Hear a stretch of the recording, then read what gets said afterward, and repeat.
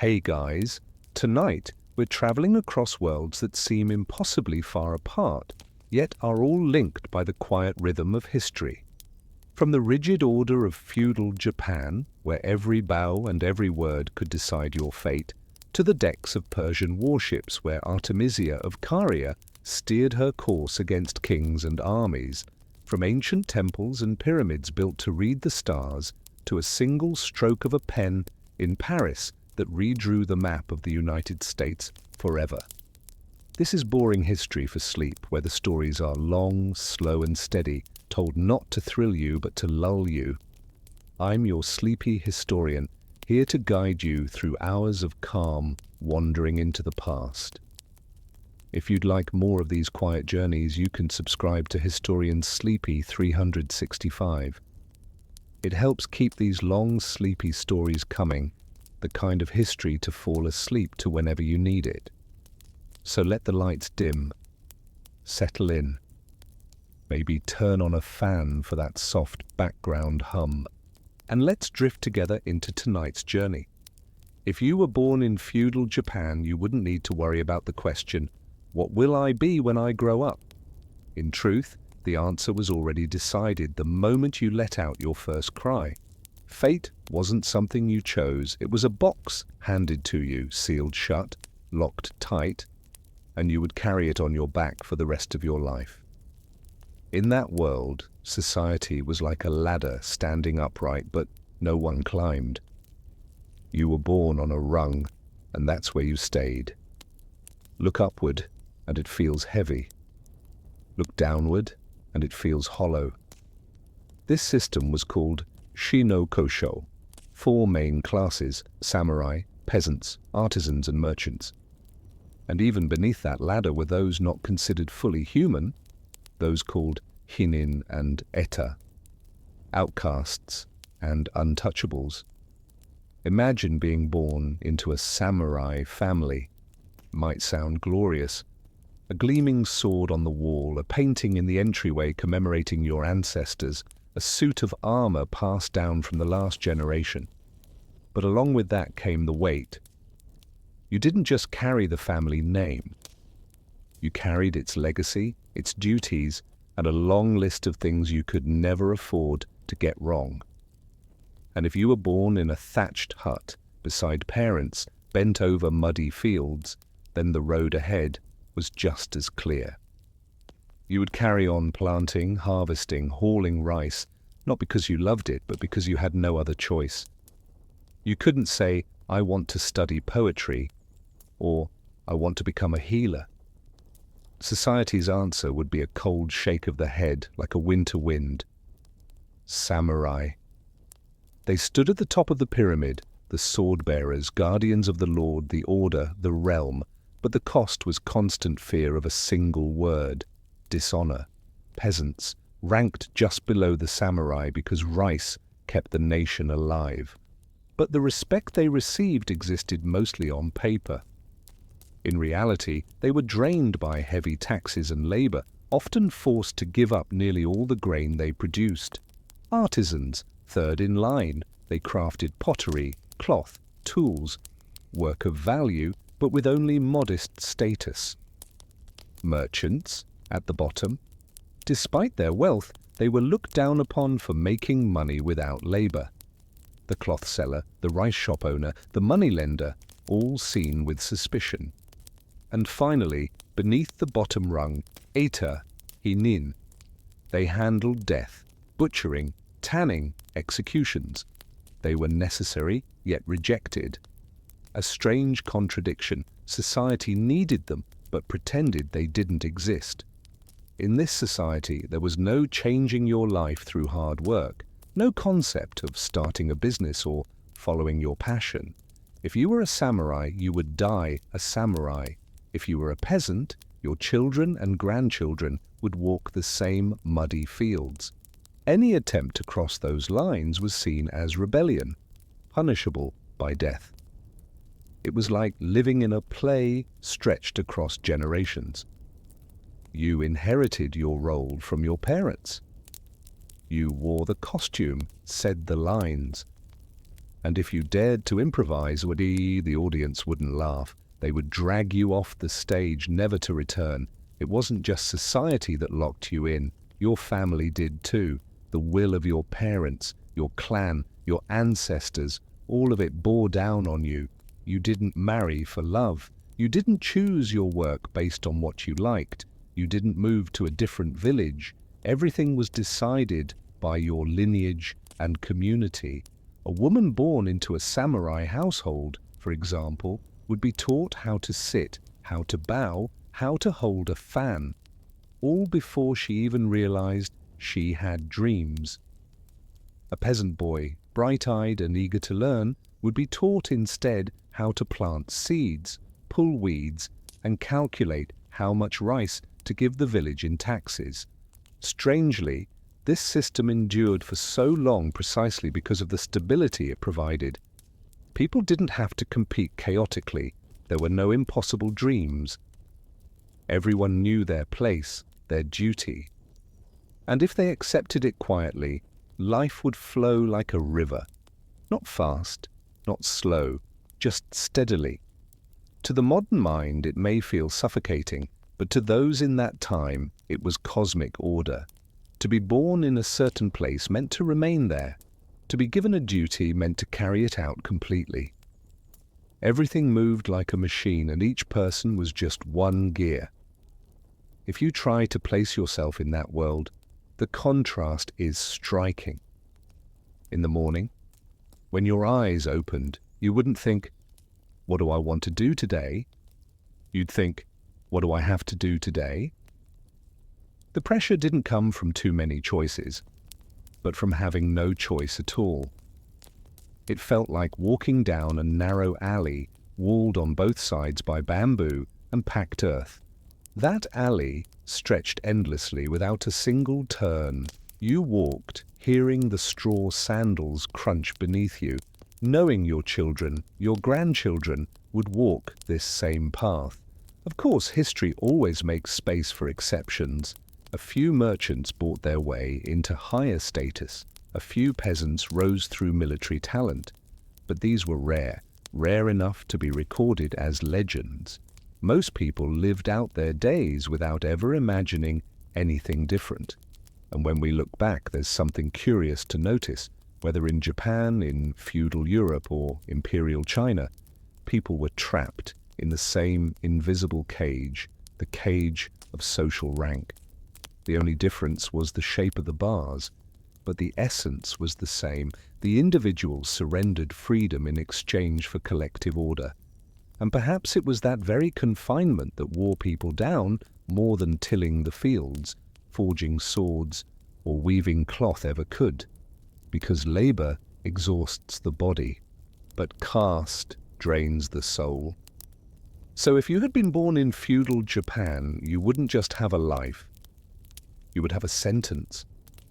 One not written in black ink on white paper, but in blood, in dirt, and in countless bowed heads passed down through generations. A system that seemed stable, but was really a cage, a play that seemed beautiful, but never ended. And this was only the beginning, because as you kept living in that world, you would come to feel the weight, not just of class, but of something else entirely: honor, loyalty, and bushido. In a society where your class was decided the moment you were born, being born into the samurai caste meant learning early on that you did not live for yourself. You lived for something invisible, but heavy as stone: honor. The Japanese of the feudal era had many words for it, but the most enduring was bushido, the way of the warrior. It wasn't a manual you could open when you needed it. It was like air wrapped tight around your skin, pressing in, reminding you every second that any misstep might bring shame, not just upon you, but upon your family and your ancestors stretching back generations. Honor in this world wasn't abstract. It had clear and often ruthless forms: a stain on your armor, a sword not polished properly, a bow not deep enough. Any of these could be seen as an insult to the lord you served. If you laughed too loudly at a banquet, if you showed a flicker of weakness, someone would remember. And they might recall it as evidence that you were unworthy. In that world, restraint became habit. Silence became the only shield. Unlike the knights of Europe, who were often praised for grand victories or loyalty in battle, the samurai lived bound by strict codes that extended into every corner of life. They trained constantly, horseback riding, archery, swordplay, but they also had to master poetry, calligraphy, and the tea ceremony. It might sound refined, but it was a burden without rest. A warrior had to be skilled on the battlefield, but also know how to sit at a banquet, how to lift a tea bowl without offending the host. Every act was a test, and every test could end in death if the failure was too great. In such a world, dishonor wasn't just a word, it was a shadow that followed you for life. One failure could take everything from you, and there were no second chances.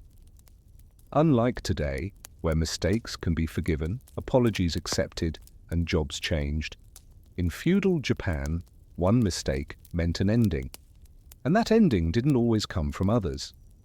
Often, it came from yourself. Seppuku, or harakiri, was how a samurai redeemed a fault.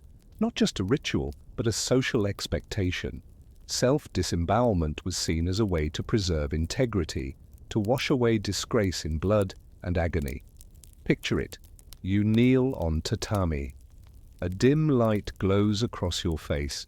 Before you lies a short, polished blade. You know that each cut will end your life, but also that it will release your family, your ancestors, your stained honor. There is no other path. You cannot run. You cannot beg. You cannot plead. A samurai who has lost honor is already dead. Seppuku is only the confirmation. In that air, total loyalty to your daimyo, your lord, was unwritten law. If he was happy, you smiled. If he was angry, you braced yourself. His will was like the weather, sudden, shifting, serene, or stormy. The samurai adapted. A single glance, a misplaced word, even a sigh at the wrong time, all could be seen as insult. So you learned to control yourself. To extremes, your face had to remain calm, your eyes lowered in humility, your voice quiet, never too high, never too low. And honor didn't stop at the relationship between samurai and lord, it extended into the family. A son could bring shame to his parents, a brother could stain the name of the entire clan. If the disgrace was too deep, the punishment didn't end with the one who erred, it spread through bloodlines. There were cases where a single misdeed led others in the family to punishment, or even death, to protect the family name. While honor bound every action, personal joy had no place. Spontaneous laughter was not praised. Open emotion was not admired. Quite the opposite. The more composed your appearance, the more contained yourself, the more you were respected. The ideal warrior was one whose face revealed nothing, not joy, not sorrow, not fear. Expression became mask, speech became wind, the heart became a family secret, locked away. To live like this meant every day was like walking across thin ice. You knew the drop beneath, and that one misstep could shatter everything. Even something as small as drinking tea could carry danger. If you turned the cup the wrong way, if you lifted it too quickly, if you bowed too late, the eyes around you would remember. And you'd be marked as clumsy, as disrespectful. And once you were seen that way, the path ahead would slowly close, until there was nowhere left to go. Bushido, in theory, was a path of integrity, courage, compassion, courtesy, loyalty, and honor. But in truth, it was like an invisible rope, wound tight around your wrists, your ankles, even your mind. It created an ideal too perfect to reach. And because of that, many samurai lived with a constant fear that they were never quite good enough, never truly clean, That feeling of always falling short cast a shadow across their entire lives. If you were born into a samurai family, you were taught from childhood how to kneel, how to bow, how to keep your back straight. Children didn't run free like in the countryside. They learned to hold wooden swords. They read stories of loyalty and sacrifice, and by the time they came of age, they already knew their life would never fully be their own. A single call from the Lord could send them away, leaving behind wife and children, marching toward death with the mindset that this too was an honor. To the modern mind, such a world feels foreign. We are used to choosing for ourselves, used to believing that life belongs to us. But for a samurai in feudal Japan, the choices had already been written. His only task was to recite the script with his breath and with his blood. And if he got one line wrong, the price was his life. Honor, in the end, was a double-edged sword. It gave men pride. It made them believe that even death could be noble, but it also took away freedom, stripped away humanity, and turned life into a slow march of fear, because no one can be perfect forever. And once a mistake was made, honor became a death sentence, merciless, immediate. In that world, even the simplest joys became dangerous. A smile could be misread, a tear could be judged as weakness, a sigh could be remembered proof that you were not enough. Each day, people lived like actors who never left the stage. They could not forget their role. And if they did, even for a moment, the end would be swift and final. Honor in feudal Japan was like an invisible god, always watching, always judging. It had no face, no form, but its presence was stronger than any blade. People lived beneath it, died beneath it, bowed before it, and almost no one dared to challenge it. In the silence of wooden homes, in the soft steps on tatami halls, in the faint scent of tea drifting in the wind, you could feel that invisible pressure. It soaked into everything, from the glance of an eye, to the motion of a hand, to the breath in a man's chest. And so, day by day, month by month, year by year, the samurai lived in a world where mistakes were not lessons, but sentences, where a glance out of place could destroy a life, where Bushido, the path of honor, was both the guiding light and the weight no one could shake off. And when night came, when the oil lamp flickered against the wooden walls, even as a samurai lay down to rest, he could never truly exhale, because even in dreams, the shadow of dishonor waited, silent, watchful, ready to remind him that tomorrow would be another day of restraint, of severity, and of the quiet fear that one wrong gesture could be the door to death. In feudal Japanese society, if honor was the shadow pressing down on the spirit, then cleanliness was the shadow pressing down on the body. The Japanese saw personal hygiene as a duty no less important than preserving one's honor, and sometimes the two were bound so tightly together that it became impossible to tell where health ended and morality began. Cleanliness wasn't a choice, it was a mandate. A dirty body was seen as a polluted soul, and mud beneath the fingernails could damage one's standing in society. People believed that outer purity reflected inner purity. A body washed with care was a gesture of respect to ancestors, to the community, and to oneself. Each morning began with the same routine: washing the face and hands in cold water. Not water flowing warmly through pipes, but water carried home from wells and streams. In winter, when the wind cracked the skin on your hands and the water in the basins stung like needles, you still had to splash it across your face. There were no negotiations with the cold, no pleading with the season. Each drop was like an unspoken order: wake up, stay clean, don't give dirt a chance. And if you were a samurai, that worry doubled, because at any moment your lord might inspect you, from the hem of your robe to the dirt between your toes. Soap, as we know it today, wasn't common. The wealthy might use ash or rice bran to scrub away sweat and oil. It didn't smell pleasant, but its scratchy texture was proof of diligence.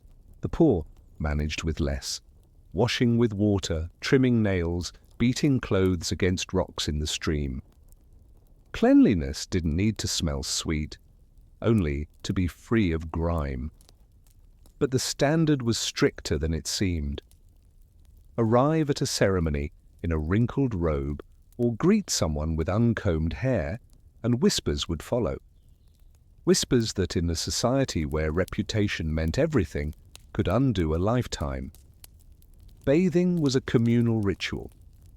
The Sento, public bathhouse, was the heart of many villages. To enter was to share your nakedness with neighbors, friends, even those you'd rather avoid. There were no curtains, no private corners. People sat beside one another, scrubbing in silence. Then, soaked together in hot water or large wooden tubs, everyone, without exception, washed thoroughly before entering.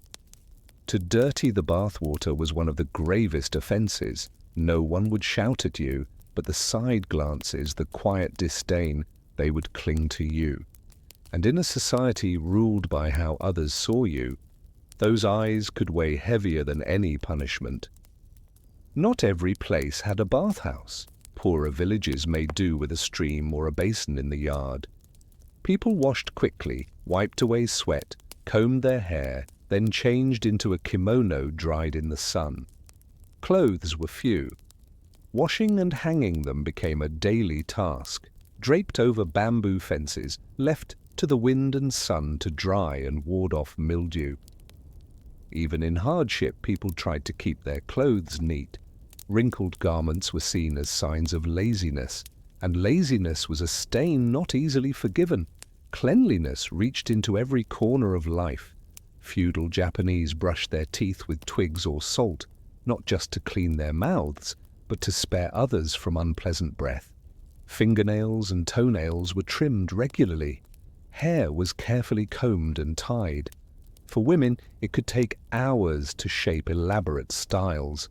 A single stray strand was a mark of carelessness.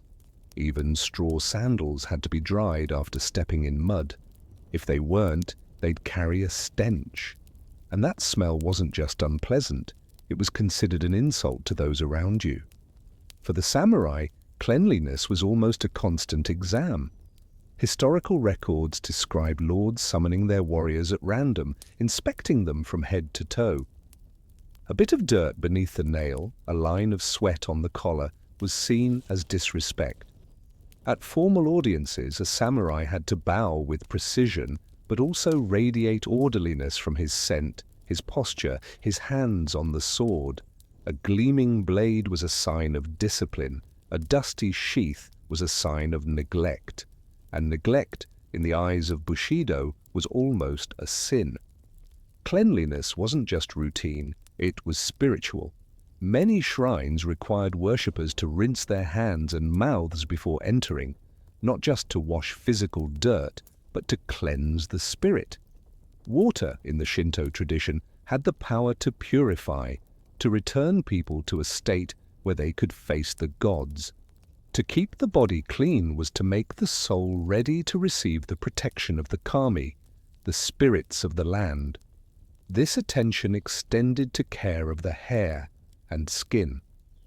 Women would spend hours oiling and brushing their hair until it shone. They washed their faces with rice bran, then let the sun dry their skin. There were no cosmetics as we know them. But this care, this effort, it was not just beauty. It was patience, it was self-respect, it was respect for others. But cleanliness had its cost. Bathing in winter meant shivering mornings, cracked skin, dry lips. Soaking in the public bath meant surrendering privacy and the feeling of being watched. Keeping your clothes straight, your hair in place, your body odorless meant living with constant anxiety. Cleanliness became a form of discipline, a test that never ended, just like honor. Compared to other parts of the world in the same era, Japan stood apart.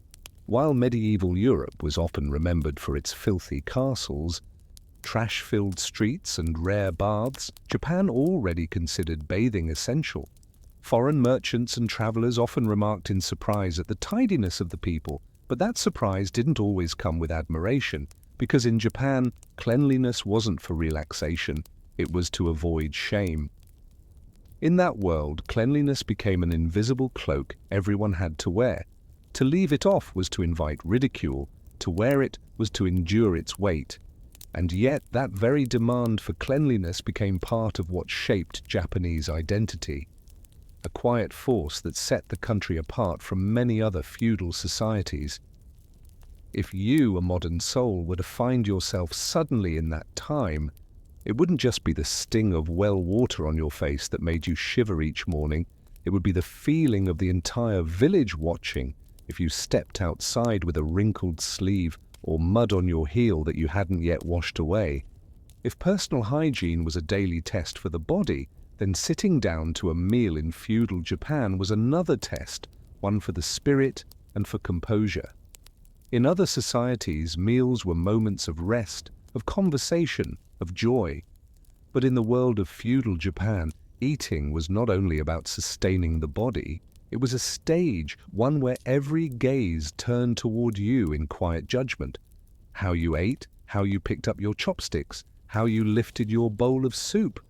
Every gesture became proof of your character, your upbringing, and your worthiness to represent your family and your class. For the peasant class, meals were far from abundant.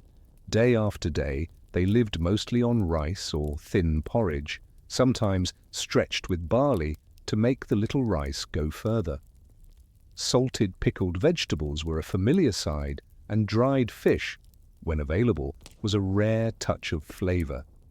Meat was nearly absent from peasant life, too rare, too expensive, and often restricted by religious taboos. Yet, even if a meal consisted only of rice and pickles, one still had to sit properly, hold the bowl the right way, and lift food with careful, deliberate movements, as if attending a ceremony. A peasant child quickly learned that sticking chopsticks upright into a bowl of rice was a bad omen, a gesture used only in funerary offerings. Even an innocent mistake could sour the table. And in a small village, that awkward silence might be remembered for years. For the samurai class, meals were not necessarily richer, but they were heavier with ritual. A samurai often ate after the lord and his guests, sometimes only once the food had grown cold. But this didn't matter. The delay itself was a sign of respect. Seated at the meal, they had to keep their backs straight, knees together, eyes still. Food was taken in modest portions, never greedily, never dropped. Each motion was slow, restrained, like a silent dance. To drop a single grain of rice was not just clumsy. It was seen as disrespectful. Rice was the sweat of farmers, the flesh of the land. Wasting it meant dishonoring the labors of an entire community. At larger ceremonies or when entertaining guests, meals included additional rites, tea, sake, and formal offerings. There were rules for everything: how to pour sake, how to lift the cup, even how to clink glasses. If someone poured for you and you didn't lift your cup with both hands, you were being disrespectful. If you drank before the host invited you, that was a fault. If you drank too quickly, that was vulgar. In a society where silence and stillness were signs of refinement, even the sound of your lips meeting the cup needed to be soft enough not to disturb the solemnity of the moment. The irony is that despite the simplicity of the food, the gravity of how it was eaten turned every meal into a kind of ritual. You didn't eat to satisfy hunger, you ate to demonstrate restraint, to show that you knew your place. Each mouthful of rice, each sip of soup was a quiet reminder. You weren't just taking in food, you were absorbing tradition, becoming part of an order shaped over generations.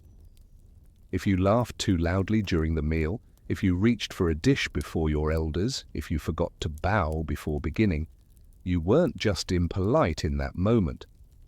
You were marked, in the eyes of the community, as someone lacking dignity. Women, in every class, were often taught to prepare and serve meals with no less precision. A samurai's wife, during important occasions, might not even sit with her husband. She would remain standing behind him, ensuring everything was presented in the correct order. Her job was not only to cook, but to protect the family's reputation. If a dish was too salty, if a sack cup overflowed, she would be blamed. But so would her husband for allowing his household to serve carelessly. The food itself, as always, depended on the season. In winter, the table held little more than salted daikon. Spring brought fresh greens. Summer, dried fish. Autumn, chestnuts and mushrooms. There were no exotic fruits from distant lands, no imported meats, no sugar, no elaborate spices. Meals were shaped only by what nature offered, and this lack became the canvas for patience, for moderation. A child raised in this world would learn to chew cold rice without complaint, to bite into a fibrous radish, and to sit in silence at the table, because talking too much was rude, and showing hunger was undignified. Many believed that meals brought you closest to the divine, and so reverence was essential. Before eating, hands were pressed together, and the words itadakimasu were spoken, a phrase of thanks not just to the cook, but to the earth, to the ancestors, and to the lives that had been given to become the meal. Afterward, gochisusama, a quiet closing. Not just manners, but reminders that eating was never a private act. It was always bound to the community, to the past. One small detail reveals much. In medieval Europe, a banquet might be an excuse for extravagance, for drunkenness, but in Japan, simplicity was virtue. The plainer the meal, the more it reflected inner discipline. A modest table might hold only a few dishes, but their presentation had to be balanced. The colors had to complement each other. A slice of white radish beside a piece of green pickle, not just for the tongue, but for the eye. The meal became a still painting, each element precisely placed, and every motion at the table a brushstroke. All of this turned the act of eating into a test, where no one could show too much hunger, move too quickly, or make a mistake. In that silence, a loud chew could echo like a breach of conduct. A sneeze could halt the entire table. A glance in the wrong direction could be remembered. The people of feudal Japan did not eat just to live. They ate to show that they understood their place in the world, that they knew where the lines were drawn, and that even in the most human moment, feeding the body, they would still preserve their honor. In feudal Japanese society, language was not merely a tool for communication, it was a double-edged sword, where a single misplaced word could cut deeper than any blade. From an early age, people were taught that speech must be paired with posture, that every syllable must be measured, every breath deliberate. A son could not speak bluntly to his parents, a wife could not correct her husband, and a retainer would never dare interrupt his lord. Across all classes, silence was often safer than speech. Apologies, greetings, even the smallest phrases were delivered through ritual with bowing angles, hand positions, and a slow rhythm like a quiet dance. One did not simply speak, one performed speech to show an understanding of one's place in the endless ladder of social order. In that context, words became a kind of invisible ornament. Refined speech reflected education and character. A samurai was taught to speak in a deep voice, without trembling, and never to laugh carelessly. Peasants with little education often kept quiet, knowing that a single misplaced word could be interpreted as disrespect. Even humor was dangerous. A joke made at the wrong moment could be seen as mockery. And in a society so sensitive to honor, mockery could lead to harsh punishment. So many chose silence, a strained smile, words left unspoken. Clothing operated under the same principle, not to express individuality, but to make one's place instantly visible. A samurai walked in layered kimono, in subdued colors, with his robe tied neatly and his sword at his side, a sign that left no room for misinterpretation. A peasant wore cotton in grays and browns, declaring enforced humility. A merchant, even if wealthy, was forbidden from displaying excessive wealth, because to flaunt it risked offending the order, drawing envy, or attracting the wrath of the powerful. Beauty in dress was not meant to make you stand out, but to show your submission to the rules, to remind you and everyone else that you were just one small piece in a structure far greater. For women, the kimono was a maze of meaning. Each season had its floral patterns. Each ceremony required certain colors. A small mistake, wearing the wrong motif, dressing out of season, could be seen as careless. And carelessness didn't only bring shame to the woman herself, but to her entire family. Hair was elaborate, each strand pinned and styled according to custom. Messy hair was not private. It could become gossip, as though even when stepping outside, a woman carried the honor of her lineage on her shoulders, forced to embody order and discipline. Marriage in this world was not personal choice. Couples did not marry for romantic love. They married to strengthen clan ties, to share fields, to raise political standing. A peasant girl might be wed to the neighbor's son simply because his family had more land. A samurai daughter might be offered to the heir of another clan to form an alliance. In these marriages, personal feelings were secondary. Women were rarely asked for their opinion, and even if they were, that opinion was treated as a courtesy, not a factor. Marriage was not a journey of the heart, it was a contract, and accepting it was part of being a proper person. In such a setting, free love had no room to live. Secret romances were often told as tragedies, in no plays, in kabuki dramas, where two lovers chose death to preserve what little dignity they had left. The beauty of love in this society was not in triumph, but in the grace of its destruction. A successful love might be forgotten, a tragic one could become legend. Even in matters of the heart, the individual was swallowed by the structure. And so in every aspect, speech, clothing, marriage, the self had little room to express itself. Each person was born with a script, a costume, a set of lines, and a role. No one was allowed to improvise. If a peasant wore silk, he would be mocked. If a samurai tried to marry for love instead of duty, he would face fierce resistance. And if a woman dared speak out during a family discussion, her words would sink into silence. To live in that society was to perform, day after day, in a play that never ended. And if we look further, we find that this harshness was not unique. In feudal Europe, clothing too marked one's class. A serf could not dress like a knight. A wealthy merchant could not wear jewelry beyond what the law allowed. In imperial China, civil exams and ancestral rites bound individuals to family and order. Japan's Engi Shiki, a legal code written in the 10th century, documented everything, from offerings to dining etiquette to ceremonial procedures. These were not just laws, they were proof that society wanted to regulate even the smallest detail of daily life. Placed side by side, the similarities are striking.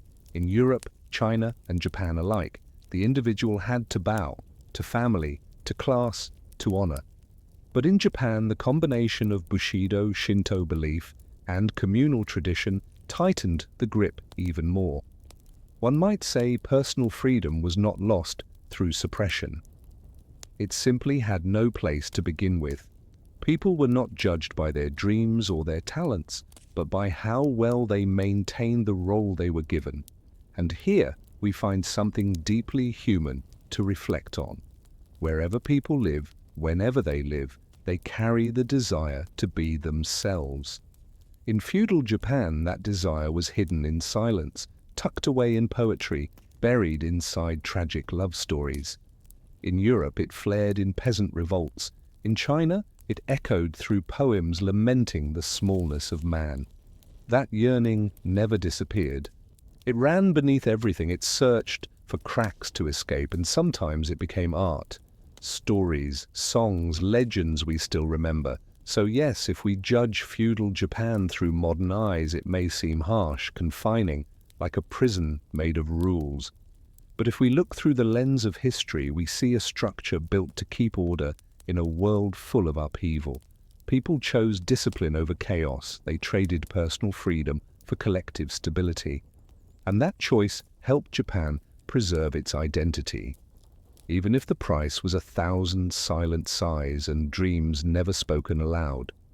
And so, a day in feudal Japan was never truly your own. It belonged to the family, to the clan, to the rules written in ritual texts and etched into habit. People lived to fulfill their roles, and if anything echoes from that time, it is the endurance of a society that placed order above freedom. But history is not only written by obedient communities. Elsewhere, along the warm shores of the Mediterranean, a woman stepped onto the political stage in a world just as unforgiving. And instead of being shaped by its order, she bent it to her will. Artemisia of Caria, a Greek queen within the Persian Empire, did what few of her time dared. She seized power, commanded a fleet, and left behind a story that made even the sternest male historians pause their pens a moment longer than usual. Leaving behind the muddy roads of feudal Japan, where each person was pressed into a mold not of their choosing, we arrive in a different scene. A sun-drenched land, where Mediterranean light falls on white stone streets and soft hills that roll down to a deep blue sea. This is Halicarnassus, a port city in the region of Caria on the western coast of Asia Minor, in what is now modern-day western Turkey. In the early 5th century BCE, it stood at the crossroads of culture, Greek in language and custom, Persian in empire and rule, and surrounded by smaller local communities nestled in between. It was here, at this intersection, that a rare woman stepped into history, Artemisia. Born to a family of mixed Greek and Carian heritage and destined to become both queen and admiral under Xerxes, emperor of Persia. The very fact of Artemisia's birth was a contradiction. Her father came from Caria, a region influenced by Greek culture but governed by Persian rule. Her mother is believed to have been from Crete, an island with its own long maritime tradition. This blend of origins left Artemisia belonging fully to neither side. She spoke Greek, knew the myths and dramas of her mother's people, yet lived in a political world dominated by Persian authority and military ritual. From an early age, Artemisia learned to walk the line between two identities, Greek in culture, Persian in allegiance. Halicarnassus, her home, was not a closed city. It was a gateway. Merchants from the Aegean sailed in with ships heavy with olive oil and wine. Traders from deep inland brought silk, spices, and gems. At the harbour, you could hear many tongues: Greek, Persian, Carian, Phoenician. It was a city of contradictions, open to commerce, yet tightly watched by Persian officials. For a girl like Artemisia, this was an early education. She learned to observe, she learned to listen, and she learned that power could come not only from the sword, but from navigating the tides of culture and empire. The world she was born into was far from peaceful. Under Darius and later Xerxes, Persia pushed westward, and the Greeks fought back. The Greco-Persian wars loomed over her youth. News of the battle at Marathon, where the Persian army was defeated by Greek hoplites, would have reached the streets of Halicarnassus. She grew up in a time when the largest empire on earth was being challenged by a patchwork of small, defiant city-states. In such a setting, for a woman to rise to power was not just rare, it was nearly unthinkable. And yet, Artemisia did exactly that, which is why she remains such an anomaly in history. According to Herodotus, a fellow native of Halicarnassus and one of the earliest historians to write about her, Artemisia came to power after the death of her husband. Custom dictated that rule should pass to another male relative or someone appointed by the Persians, but somehow Artemisia held on to her throne. She became queen not just of Halicarnassus, but ruler of a wider territory that included nearby islands, and she did not govern as a mere regent for her young son, as many women had done. She ruled in her own right as an independent sovereign. What makes her truly remarkable is that she did not hide behind male advisors. She took part directly in governance, and more importantly, she entered a realm long considered the domain of men, naval warfare. In an age when the sea was a ruthless battlefield, a woman not only sitting on a throne but standing on the deck of a warship commanding sailors, that was a disruption of the order. It made her one of the boldest exceptions in ancient history, and one whose name still lingers. We can imagine Halicarnassus during her reign, white walls facing the dark sea, Greek temples held up by stone columns, and in the harbor, Persian trading ships and Greek warships drifting side by side, a living reminder that this city stood where two civilizations touched. In that place, Artemisia wore many faces. She was Greek, speaking the language of those she would one day fight. She was Persian, holding power under Xerxes, and she was a woman in a world that placed women outside the sphere of command. These three contradictions made her fascinating and impossible to understand simply. To the Greeks, Artemisia was both a traitor and a mystery. They saw her as a Greek who sided with the enemy, but they could not ignore her intelligence or her courage. To the Persians, she was a valuable ally, a commander strong enough to be included in the empire's most important campaign. In both eyes, she was no bystander. She stood at the center of one of history's great conflicts, and her presence tilted the expectations of gender and power. Seen in a broader light, Artemisia was not entirely alone, but she was one of the few whose voice was recorded. Many ancient societies had queens, but most appeared as symbols, not as wielders of actual power. Artemisia was different. She ruled, she fought. She didn't just represent a dynasty, she took the helm herself, and the decisions she made were remembered by Herodotus with a mix of admiration and disbelief. It's fair to say that Herodotus's choice to write about her gave her a kind of immortality, but long before her name was linked to Salamis, before she became known as admiral and warrior, we must remember that her very background was already a kind of rebellion. A woman of Greek Carian blood, raised in a land between worlds, heir to seafaring traditions and the weight of empire, she stepped onto the largest stage of her time. In those early years, watching ships sail from the docks, listening to stories whispered along the harbor, witnessing the reach of Persian power, Artemisia must have known that survival meant more than obedience. It meant motion, it meant presence, it meant stepping forward. And so her journey began. The journey of a queen who refused to remain in the shadows, of a woman who sat beside men at the war table, and of a figure who would leave her mark on the history of the ancient seas. After her husband's death, when power seemed destined to pass into the hands of another man in the family, Artemisia chose a different path.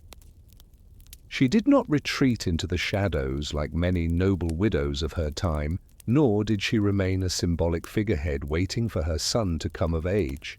She stepped forward and seized power herself, ruling Halicarnassus as queen and commanding its navy as admiral. It was this dual authority, a woman who was both sovereign of a port city and commander on the battlefield, that made Artemisia an outlier, strange, striking, and impossible to overlook in the currents of ancient history. To govern land was complex enough. Halicarnassus was not a sleepy town, it was a hub of trade and taxation. Merchant ships docked carrying wine from the Aegean islands, olive oil from Attica, spices from the east. Taxes from ports, merchants, and fields were the lifeblood of the royal court. Artemisia could not simply let it all run on custom. She had to oversee it, appoint officials, manage disputes, and ensure the flow of wealth made its way to palace and treasury. Most queens in such a position would delegate authority to male advisors, but according to Herodotus, Artemisia did no such thing. She was present, visible in every decision, as if determined to prove that her gender did not disqualify her from command. But ruling land was not enough. In a port city like Halicarnassus, the sea was everything. Whoever ruled the sea ruled the city. Artemisia understood this, and instead of entrusting naval command to male generals, she took the role upon herself. Her fleet was not massive compared to Persia's allies, just 5 ships, believed to be triremes, the famed 3-tiered warships of the ancient Greek world. 5 might sound modest, but their strength wasn't in numbers. It was in the leader who stood at the helm. A woman standing on the prow of a warship, wearing armor, helm gleaming, was not an image the ancient world was prepared to see. Her sailors must have looked at her with curiosity, maybe hesitation, but also with a reluctant respect. A male commander might shout orders. Artemisia led with steady silence and clipped commands. Her crew obeyed, not just out of fear, but because they knew this woman had done what no one else dared, and that meant she would not falter when danger came. In times of peace, Artemisia lived in 2 worlds. By day, she presided over councils, settled land disputes, managed taxes. By night, she walked the harbor, inspecting ships, listening to reports from captains and crews. Her hands held both the pen of a ruler and the sword of a soldier. To the people of Halicarnassus, she was a figure with 2 faces. By day, a queen in regal dress. By night, a warrior on the moonlit deck. That duality made her both respected and feared. Within the Persian Empire, a small city-state like Halicarnassus, having its own fleet, led by a woman, was highly unusual. Xerxes himself must have noticed. While other satraps concerned themselves with tribute and conscripts, Artemisia committed not only ships, but her own reputation and strength. When she sent her fleet to fight the Greeks, it wasn't just duty, it was a declaration. That Caria would not be a bystander, that a woman could stand among generals. Imagine a morning at the Halicarnassus docks, the sea still misted with dawn, oars upright like columns, waves tapping gently against the hulls. Artemisia steps onto the wooden pier, not in ceremonial robes but in armor, her gaze fixed forward. The sailors bow, not daring to whisper. Here her power was at its most undeniable, not in chambers of law, not in scrolls and stamps, but on the sea, where she led by example. Artemisia's dual power was the fusion of governance and warcraft. History gives us queens who ruled in peace, diplomats who negotiated behind palace walls, but few who dared stand in the ranks of soldiers.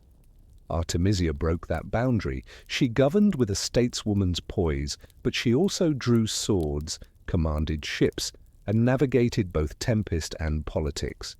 This is why she cannot be left out of the stories of the Greco-Persian Wars. Herodotus, sometimes skeptical, sometimes admiring, devoted more ink to Artemisia than to many other commanders. He wrote that Xerxes valued her advice, that she was one of the few who dared speak the truth. But before she became his advisor, her dual power paved the way. Only someone who had ruled a territory successfully and led a fleet into war could command a seat at the Council of Generals. That power came at a cost. It drew suspicion and envy. Other Persian commanders surely bristled at a woman ranked as their equal. To the Greeks, she was a traitor to her people. Even in Halicarnassus, whispers likely followed her, rumors of unnatural ambition, of a woman too visible, too bold. But it is precisely this defiance that turned her into legend. History rarely remembers those who walk the well-trodden path. It remembers the ones who dare step off it. If we listen closely to the slow voice of history, Artemisia is like a ship's prow cutting through waves, not grand compared to the vast sea, but leaving a wake that lasts long after the ship has passed. Her dual power to rule and to fight was that wake, a lasting trace in history where the world was forced to admit that a woman in an age of empires and armies could take on both roles and succeed. When Xerxes made the decision to invade Greece, the Persian fleet became a great river upon the sea. Hundreds, perhaps thousands of ships moved as one, so many that Greek historians wrote the sea had turned dark beneath their sails. In that torrent, the 5 ships from Halicarnassus under Artemisia's command were but a speck. And yet, those 5 ships and the decision of the woman who led them would be etched into memory at Salamis, one of the most storied naval battles of the ancient world. Salamis was not a random clash. It came after fire and fury. The Persian army had already marched into Athens. The city was nearly abandoned, its temples burned. Xerxes seemed poised for total victory, but the Greek fleet did not surrender. They pulled back to Salamis, a small island close to the mainland, where the strait narrowed like the neck of a bottle.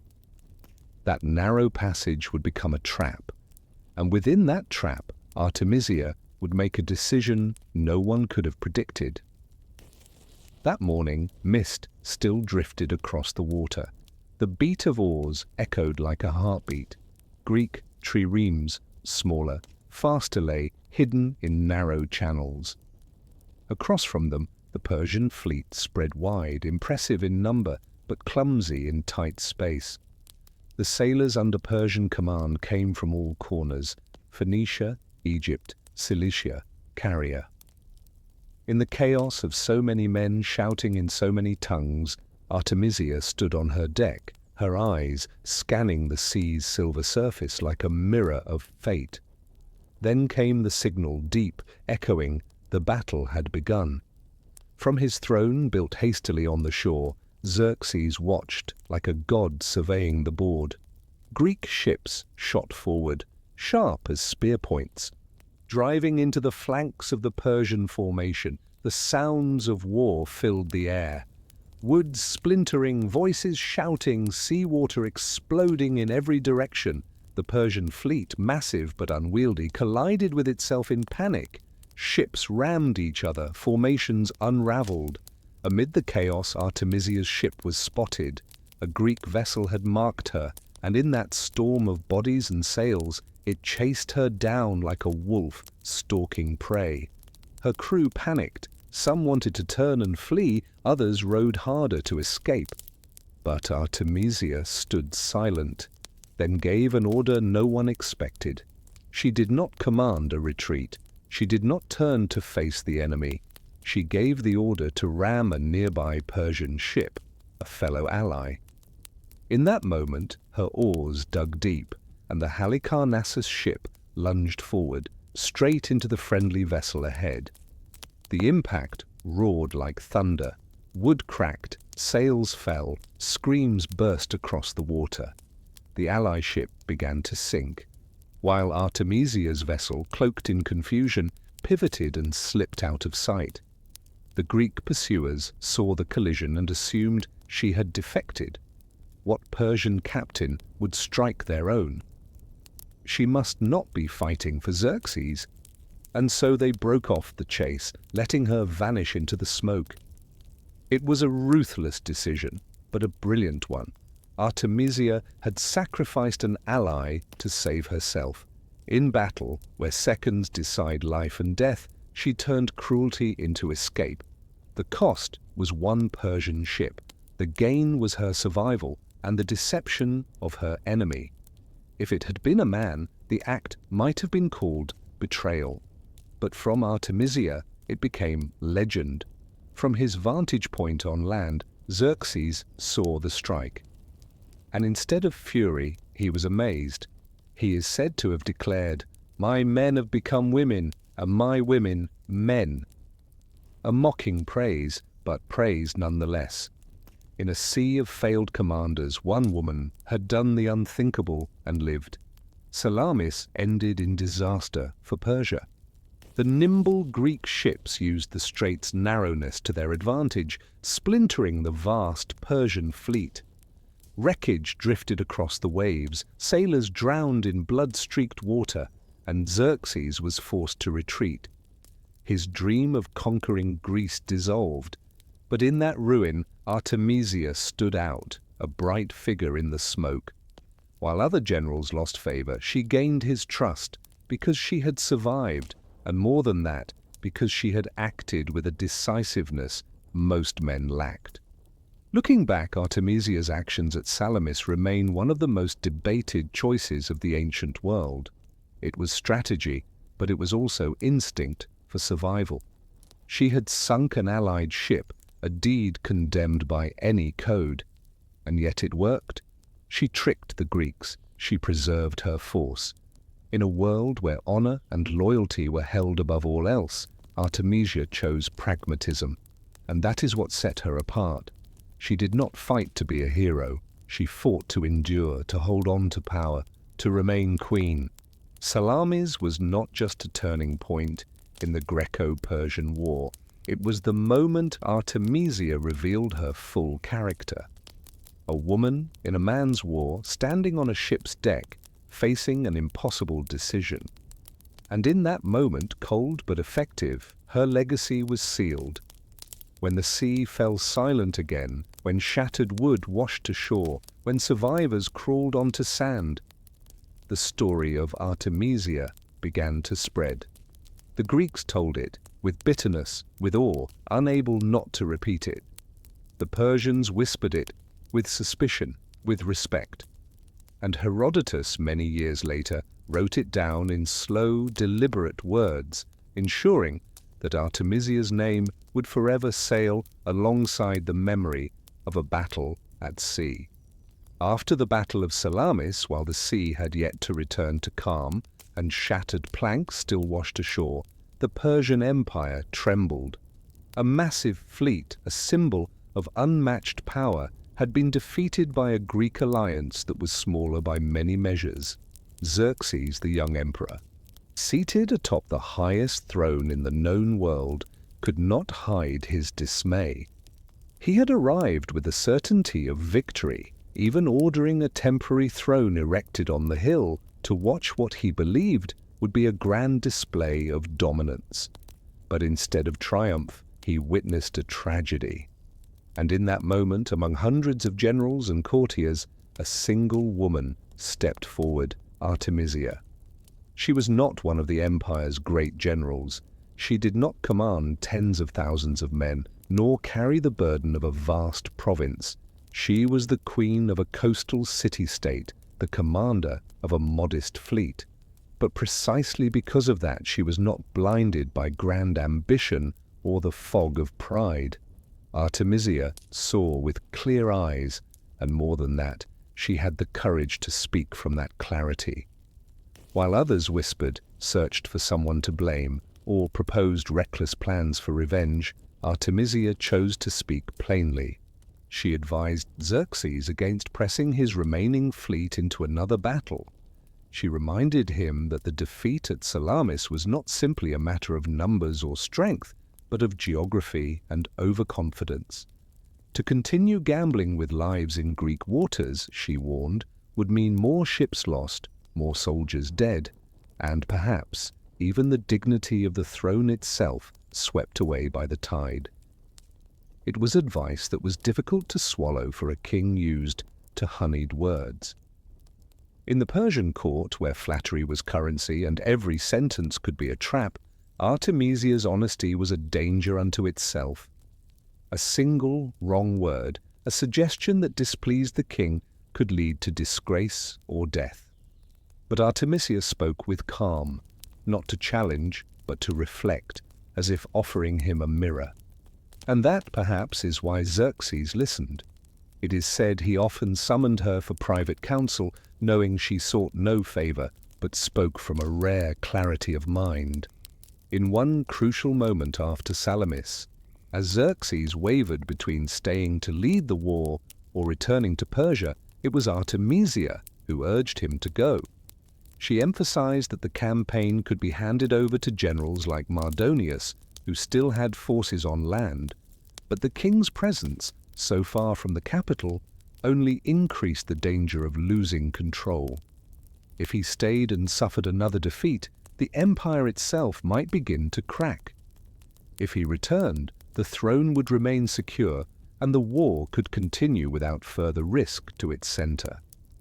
That a single piece of advice from a queen of a distant coastal province could influence one of the most strategic decisions in the history of a vast empire is remarkable. But Xerxes listened. He returned to Susa, leaving Mardonius to carry on the campaign. And from that moment, Artemisia became more than a naval commander. She became a counselor, a voice that carried weight at court. We might imagine the atmosphere in one of Xerxes' war councils. Dozens of generals, all men, in armor, hands on sword hilts, faces stern. They discussed the fleet, argued over whether to continue the assault. Voices echoed inside the royal tent, and then, among them, a different voice rose, not loud, not shouted, but clear and certain. Artemisia spoke with rare confidence. She did not flatter, she did not embellish. She presented her analysis, the terrain, the spirit of the troops, the logistical strains, the risks of keeping the king at the front. And because of that clarity, the tent fell silent. In the context of an ancient world where women's words were often dismissed, Artemisia's presence was a contradiction. And yet, it was that contradiction that made her so visible. A woman who dared speak what many male generals would not. A woman who counseled pragmatism over glory. It made her not just an exception in the military, but also in politics. You could sense a difference in how Xerxes regarded her. With many commanders, he kept his distance, rewarded them, but never fully trusted them. With Artemisia, perhaps he saw a balance, someone without the ambition to rival him, but sharp enough to steady him in moments of doubt. Historical records tell us that after Salamis, Xerxes entrusted Artemisia with a vital task to escort his son safely back to Persia. It was more than trust, it was the delegation of something sacred. In that uncertain hour, not a powerful male general, but Artemisia was chosen to carry the emperor's bloodline home. Her role as advisor did not end with a single retreat plan. It was deeper. She became a counterweight to the recklessness and pride that flooded the court. While other Persian leaders chased fame and glory, hoping to attach their names to some final victory, Artemisia remained calm, grounded. She understood that war was not just about the next battle, but about the shape of an empire. And sometimes, to win, one must know when to stop. Her presence beside Xerxes reveals another truth. Wisdom does not always come from the places we expect. The emperor of the mightiest empire on earth, surrounded by lords and generals, found clarity not in their noise, but in the voice of a foreign woman from the empire's edge. And that reveals a human lesson. The courage to speak truth and the wisdom to see clearly are not confined by gender, status, or origin. They can come from anywhere, and when they arrive at the right moment, they can redirect the course of history. For Artemisia, serving as Xerxes' advisor not only elevated her status, but etched her name into pages of history rarely written for women. Had she remained only the queen of a coastal city, her name might have faded into the margins of administrative records, but because of her role, Herodotus gave her pages. Both Greek and Persian historians remembered her. Generations would debate her. It was Artemisia's honesty, her bravery in speaking what the king did not want to hear. That made her different. And in a court, where every word could become a trap, that difference was not only remarkable, it was worthy of reverence. When Artemisia vanished from the official records, no one knew how long she lived afterward, or whether she died in the quiet of a seaside palace or during some distant voyage. But that very absence made her figure more enduring. There was no grand tomb, no bronze statue raised in a public square, no medals, no titles preserved by tradition. All that remains are fragments of stories, lines from ancient historians, and a curiosity that refuses to fade across generations. Herodotus, born in the same city as Artemisia, devoted many pages to her, with surprise, with respect, and also with contradiction. In his eyes, she was an exception worth remembering, a rare female commander in a world of men. Through his pen, Artemisia was not buried in silence like so many other women of her time. Herodotus tells us that in military councils, Artemisia was often the quietest voice, but the one that carried the most weight. She didn't interrupt as male generals argued eagerly, but when asked, she spoke directly and clearly. He recounts her advice to Xerxes after Salamis that he should return to Persia and leave Mardonius in charge of the campaign. The advice was followed, and whether colored by the lens of a Greek historian or not, that record etched Artemisia as one of the very few women remembered not as myth, but as a true political and military figure. Compared to other women in history, Artemisia offers a compelling contrast. Think of Cleopatra of Egypt. She too was a woman in a man's world, a player in political games armed with wit, diplomacy and power. But Cleopatra is remembered in part for her romantic ties to Caesar and Mark Antony, for love, for tragedy, for her dramatic end. Artemisia is not. She left no blood-soaked love stories. Her legacy is built on cold decisions, practical counsel, and survival amid fire and steel. If Cleopatra symbolizes seductive intelligence wrapped in drama, then Artemisia represents unadorned clarity. Now consider Boudica, queen of the Iceni in ancient Britain, a rebel who rose against Rome, forever remembered charging into battle with red hair, flying and fury like wildfire. She was rebellion incarnate. Artemisia, too, stepped onto the battlefield, but she was never painted in flames. She stood on the deck of a ship, calculating, making decisions that chilled the blood. One woman chose to burn, the other to pierce through by striking a supposed ally.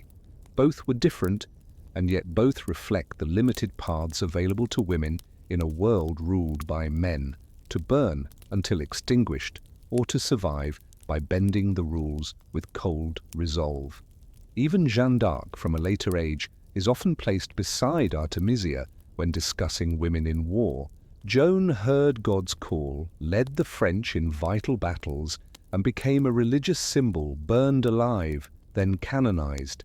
She embodied absolute faith, sacrifice, and a divine light that flared brightly, then died in tragedy. Artemisia was not sanctified. No divine light illuminated her path. She died not for an ideal, but to preserve her own power and her continued existence. If Joan of Arc is the embodiment of belief, Artemisia is the embodiment of ruthless intellect and cool pragmatism. Both left marks, but along roads that could never meet. This comparison isn't meant to rank or judge, only to show how few choices women had in history. The ancient and medieval world offered them very little. Some, like Cleopatra, used diplomacy and allure. Some, like Boudica, chose the flames of rebellion. Some, like Jeanne, placed all faith in the divine. And some, like Artemisia, chose lucidity, practicality, and at times brutal coldness. Each was a way to survive, a way to be remembered in a world built for men. And perhaps it is Artemisia's practicality that makes her less wrapped in romantic legend and therefore less resounding in the collective memory. But on another level, that makes her more real. Not cloaked in drama, she appears to us, as someone we can truly imagine, a small queen in a vast empire, calculating every step to keep her position, daring to speak truths no one else would, forced to choose in the span of seconds in order to survive. And it may be that this very realness is why she deserves to be remembered. Herodotus, in his pages, left us details that anchor her image, her bluntness in council, her shocking move at Salamis, and the trust Xerxes placed in her. Though Greek and suspicious of any ally of Persia, he could not deny that Artemisia's mark on history was too vivid to ignore. Because of him, her name did not fade completely, but rose again, a strange, singular line in ancient chronicles. Looking back, Artemisia's legacy is not just in the ships she led or the advice she gave, but in the crack she carved in the wall of patriarchy. She proved that intellect, clarity, and pragmatism do not require a gender. And in an age where individual freedom was so often sacrificed to collective order, her very presence reminds us sometimes to simply exist is itself a form of resistance. In feudal Japan, as we saw earlier, people were locked into roles, born into fixed positions, dying as society demanded. But Artemisia stepped out of that frame. Born a woman in a civilization ruled by men, she became a commander, an imperial advisor. In Japan, disobedience meant death. In Halicarnassus, Artemisia wielded disobedience like a blade-sharpened, subtle survivalist. And while in Confucian East Asia, women were bound by law codes like Japan's Engi Shiki or other ritual texts confined to household spheres. Here, on the Mediterranean's edge, Artemisia proved that exceptions can still rise. This reflection across civilizations reveals something deeply human. Wherever people exist, so does the desire to breach the limits around them. Whether a Japanese peasant stooping in muddy rice fields or a Carian queen seated on a throne, one truth remains: personal freedom is often sacrificed for order, but humans always seek a crack to breathe through. Artemisia did it not with swords, but with intellect and patience. If her legacy must be reduced to a phrase, it is not in dazzling victories, but in daring to be different and daring to endure. A quiet, unyielding presence, strong enough that thousands of years later, when we return to Herodotus's pages, we still pause at her name. Artemisia was not canonized. She did not become a goddess of love or a rebel icon. But she earned something rarer still: respect from both allies and enemies. And in a brutal world defined by men, that may have been her greatest victory. And so, Artemisia of Caria ends her tale in a strange, deliberate silence. She left behind no pyramids, she built no empire of her own, yet her name flows through the current of history like a scar, subtle but unerasable. A woman who chose clarity over illusion, survival over tragedy, and for that very reason she is remembered. But history does not live solely in people and battles. It lives above, too, in a realm no one can touch, yet everyone has gazed upon. From the muddy fields of feudal Japan, from the harbors of Halicarnassus, where Artemisia once sailed, to every other edge of the world. The sky has always remained, still, repeating, present. Long before telescopes, long before maps of the heavens were drawn on paper, humans looked up, measured, and left behind stone monuments, clay symbols like messages sent to the universe. Tonight we leave behind the Aegean Sea and the warships of Persia to begin another journey. A journey through the ancient sky where stars became calendars, compasses, and endless stories waiting to be read.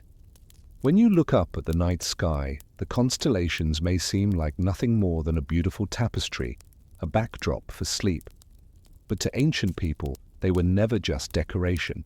They were clocks, they were maps, they were messages from the gods. And to speak with the sky, they did more than simply look up.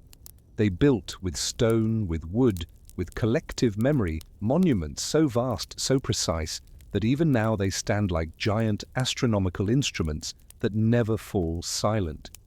These structures tell us not only how intelligent the ancients were, but how patient they were, willing to devote centuries, even millennia, so that a single beam of sunlight could pass through a slit on a single day of the year. If you travel to southern England across rolling fields of grass, you'll come upon Stonehenge, those towering grey stones arranged in a circle. They are not random ruins, not stones dragged and stacked for amusement. On the morning of the summer solstice, sunlight travels precisely along the monument's main axis and shines directly into the centre. That precision is no accident.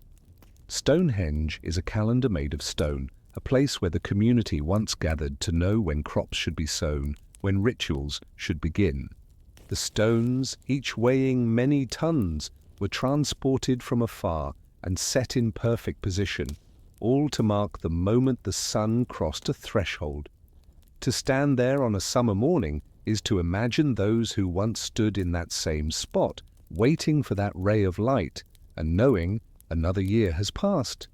Go farther to Egypt, and you'll find temples built not just to honor gods, but to speak to the cosmos. The Temple of Karnak in Luxor is more than a religious complex. It was constructed so that on the summer solstice, the sun would rise directly along its central axis, cutting through the gate, along rows of columns, until it illuminated the sanctuary of Amun-Ra. This was not whimsy. It was deliberate design, a ritual of light where astronomy met devotion. When the priests entered that corridor, the sunlight was not just sunlight. It was a sacred message from the sky. The Egyptians did not merely observe the heavens, they wove them into the very architecture of belief. Now picture the jungles of the Maya, where stepped pyramids rise from green canopies. At Chichen Itza there is El Castillo, the pyramid of Kukulkan. On the equinoxes, spring and autumn, as the sun sets, its shadow stretches down the pyramid steps to form the shape of a great serpent slithering earthward. This is no accident. It was built to do exactly that, to declare that the gods and the universe are present in stone.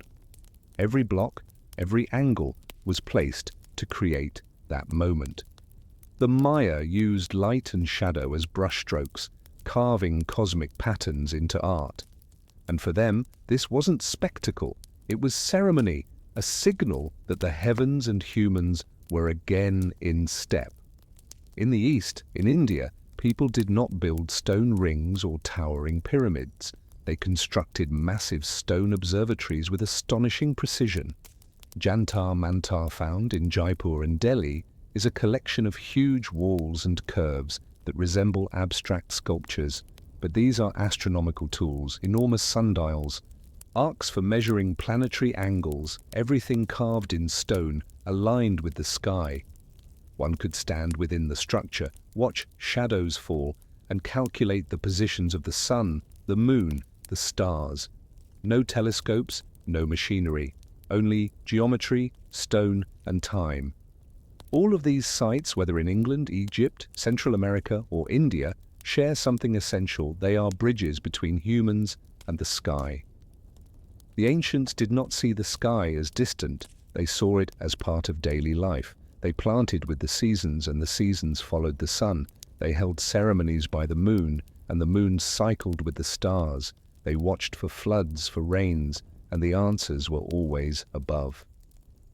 So they built. Not just to watch, but to remember. They turned observation into architecture. They turned faith into stone, so that generation after generation could look skyward in the same way. When you imagine the people who dragged stones to Stonehenge or aligned the corridors at Karnak, you see a kind of patience almost unimaginable today. No software, no telescopes, only eyes, sunlight, and time. They tracked the sunrise year after year until they knew that on the solstice it always rose in that one place. They marked it, tested it, and finally built to remember it. It may have taken generations, but to them it wasn't waste, it was assurance. Assurance that their people would always know how to live in harmony with the rhythm of the sky. Today, when we walk through those places, we see their grandeur, but also their simplicity. Stonehenge is rough, its edges untouched by polish. Karnak is long halls and tall columns now worn and broken. El Castillo still stands, but the serpent only appears when the sky is clear and the light perfect. Jantar Mantar looms silently amid a modern city, its instruments at rest. They no longer serve their original purpose, yet each one still whispers. There was once a time when people placed the sky at the center of everything. Close your eyes. You might hear the footsteps of priests entering Karnak as the solstice sun spills light on sacred stone. You might see crowds of Maya gather at the pyramid's base, waiting for the serpent of light to appear. You might imagine the Celts standing silent at Stonehenge as the sun rises through the stones, and you might picture Indian scholars measuring shadows on Jantar Mantar's walls, calculating by hand, not by machine. Each is a way humans searched for certainty in a world of change. The sky seems unchanging, and in that very constancy lies its power. Rivers shift, forests burn, crops fail, but the sun still rises in the east, still reaches its peak at solstice, still leans north or south with the seasons. That is the eternal rhythm. And these ancient observatories are humanity's effort to mark that rhythm, to anchor themselves to something that does not change. If monuments like Stonehenge or Karnak are proof that humans could use stone and sunlight to remember the sky, then Mesopotamia, the land between the Tigris and Euphrates, shows us something else. We could also turn the sky into writing. Here, thousands of years ago, the Sumerians, followed by the Babylonians, did more than just observe the heavens. They recorded, they calculated, they turned the sky into a ledger. They watched the stars rise and fall, noted when the moon changed color, etched each recurring streak of light into clay tablets, as if to transform the cosmos into a script. And from this, the very concepts we still use today, hour, minute, second, zodiac, began to take shape. The Sumerians lived in a land where life depended on rivers. Floods and droughts, sowing and harvest, all had to be anticipated, and the only way to predict them was to look up. Around 3000 BCE, they were already dividing the year by lunar cycles, then combining them with solar observations to create a rudimentary calendar. Lunar months were shorter than solar years, so they added leap months to keep time in sync. From these early experiments, time slowly became more than a seasonal feeling. It became something measurable. They also gave us the base 60 system, 1 hour with 60 minutes, 1 minute with 60 seconds, a circle with 360 degrees. All that comes from them. Why 60? Perhaps because 60 is divisible by so many numbers, 2, 3, 4, 5, 6, even 10 and 12. It made calculations easier, and once something becomes useful, it becomes permanent. So today, when you check the time, you are reading the hours as the Sumerians once imagined them thousands of years ago, from watching the sky and wanting to measure it precisely. The Babylonians followed and elevated these systems. They didn't stop at counting days or tracking seasons. They wanted to foresee what would happen. They noticed that lunar and solar eclipses weren't random. Watch long enough and you see the pattern. An eclipse recurs in a cycle, roughly every 18 years and 11 days. They called this the Saros cycle. A Babylonian astrologer who documented a single eclipse could predict that a similar one would return nearly 2 decades later. They didn't need to understand the mechanics of the solar system just to observe, record, and be patient. And in doing so, they could predict the future. But prediction wasn't for curiosity alone. It was power, political, religious. If a king knew an eclipse was coming, he could order ceremonies to ward off bad omens and reinforce his divine authority. If a community knew when floods might strike, they could prepare. To the Babylonians, celestial events were divine messages. To know them was to control them, and control was power. Astrologers weren't simply stargazers, they were scholars, advisors, sometimes the ones who decided when to march to war or when to sign peace. Beyond Saros, the Babylonians built star charts and planetary tables. They tracked Venus, Mars, Jupiter, Mercury, Saturn, the wandering stars that moved against the fixed constellations. They documented their paths, noted their risings and settings, and eventually divided the sky into 12 equal zones, each anchored to a constellation. This became the foundation of the zodiac. When you say you're an Aries or Pisces, you're speaking the language the Babylonians created nearly 2,500 years ago. Originally, it wasn't about love or personality. It was about where the sun, moon, and planets appeared during the year, used to guide rituals, agriculture, and prophecy. But over time, the zodiac became a symbolic language, a way to tie human destiny to celestial movement. Imagine a night in Babylon. An astrologer stands atop a ziggurat, a towering, stepped temple that reaches into the sky. The Mesopotamian night is clear. Stars shimmer like countless tiny fires. In his hands are clay tablets, a stylus of reed, and a memory passed down through generations. When Mars rises on the eastern horizon, he notes it. When Venus vanishes early, he records it. These markings were gathered into hundreds, thousands of tablets, forming what we now call Enuma Anu Enlil, a vast collection of celestial omens. Not science, as we define it now, but a blend of data, observation, and belief. The Babylonians had a unique view of knowledge. They didn't separate science from religion. When a planet moved in retrograde, it was both a sign from the gods and a repeatable pattern. They were astrologers, yes, but also proto-scientists. Because of them, Greek scholars later had the data to develop celestial geometry, and from there came the orbits, models, and frameworks of astronomy. When you check your calendar today, you see days, months, years, hours. Those ideas were born in Mesopotamia. When your clock ticks in 60s, you're using their math. When someone reads your zodiac sign, they echo voices from ancient Babylon. And when astronomers today predict the precise date and time of a future eclipse, they're continuing a thread that began on clay tablets under Mesopotamian skies. What made the people of Mesopotamia extraordinary was their refusal to let observations slip into silence. They turned fleeting stars into permanent records. One person wrote, "Their children continued, their grandchildren expanded."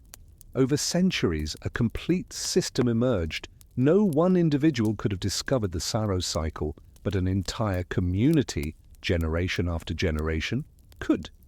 That is the power of accumulation, of looking up, not just in awe, but in measurement, in memory. Today, when you see those clay tablets in museums, they may seem like dry wedges of cuneiform, but behind them are long nights of stargazing, the scratch of stylus into damp clay, the flicker of oil lamps. You can picture an astrologer.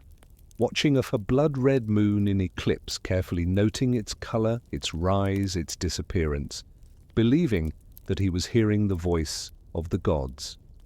And though today we explain those things with orbits and light and physics, that reverence still echoes. It is because of that reverence that we have calendars, clocks, zodiacs, the raw material for modern astronomy. And it all began with people who looked up and decided not just to wonder, but to remember. If in Mesopotamia people watched the sky to measure time and predict eclipses, then in Egypt, gazing at the heavens was directly tied to the survival of an entire civilization. Because the Nile, Egypt's lifeblood, didn't just offer water and fertile silt, it dictated the entire rhythm of the agricultural year. When the river rose, when it receded, when to plough, when to sow, everything followed nature's tempo. And within that rhythm, one star became the key. Sirius, the brightest star in the night sky, was known to the Egyptians as Sopdet, later identified with the goddess Isis. Its return to the dawn sky each year signaled the coming flood of the Nile. To the Egyptians, this wasn't just an astronomical event, it was a message from the gods, a promise that the land would be reborn. Imagine a morning in what we now call July. The darkness fades and the first light of dawn begins to rise. On the eastern horizon, a point of light appears, sharp, distinct, Sirius. After months of being hidden by the sun's glare, it returns precisely as the Nile begins to swell. The ancient Egyptians didn't need complicated tools to measure water levels. They only had to look up. When Sirius rose, they knew the flood was coming, and with it, life would begin again. Astronomers today call this the heliacal rising, the first visible appearance of a star in the dawn sky after a period of invisibility. To the Egyptians, it marked the beginning of the new year. From this one observation, they developed one of the most accurate calendars of the ancient world. They divided the year into 365 days, 12 months of 30 days each, plus 5 festival days at the end. It's astonishing, nearly identical to the solar year we use now. While other civilizations struggled to manage leap months and drifting seasons, the Egyptians had a simple, stable system rooted in the reappearance of Sirius and the cycles of the Nile. It was an agricultural calendar, a religious calendar, and a national one all at once. But astronomy in Egypt didn't end with the calendar. It was woven into their architecture, their religion, their ideas of life and death. Temples were aligned so that sunlight would strike the inner sanctums on sacred days. Karnak, which we've mentioned before, was not an exception. It was part of a larger tradition. The temple of Abu Simbel, built under Ramses II, was oriented so that on just 2 days each year, his birthday and coronation day, the rising sun would illuminate the statues deep within. The entire structure, carved into rock, became a colossal solar clock celebrating royal power. And then there were the pyramids, Egypt's most iconic monuments. They weren't just tombs, they were shafts connecting earth and sky.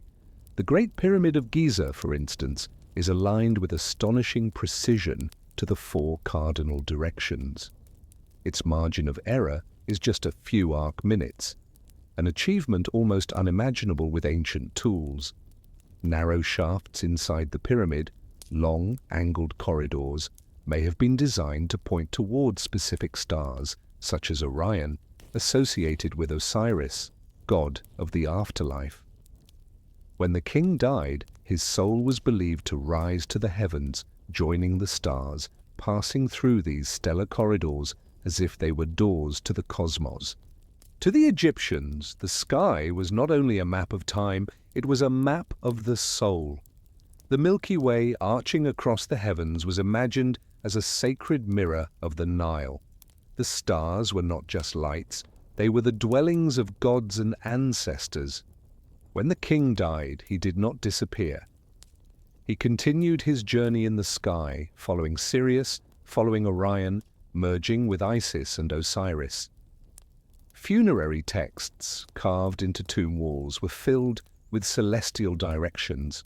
Follow this star, avoid that one, to safely reach the afterlife.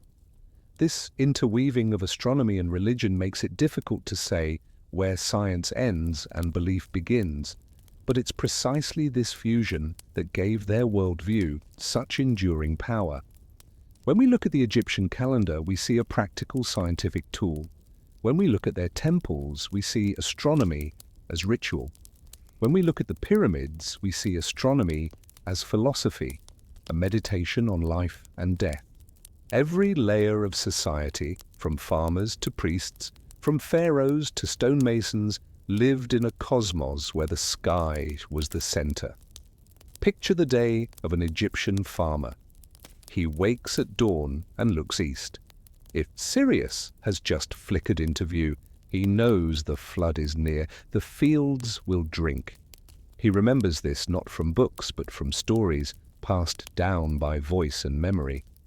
Meanwhile, in the city, priests gaze from temple rooftops, recording the exact moment Sirius returns. To inform the pharaoh, to begin the festivals, to proclaim that the gods have approved the rebirth of the land. And deep within the pyramid, a newly dead king is laid to rest, aligned to the stars, a guarantee that his life will continue not on earth but in the sky. When we compare Egypt with other civilizations, we see something distinct. They didn't just use astronomy to know when to plant. They used it to ask a deeper question: does life continue after death? For them, the sky held the answer.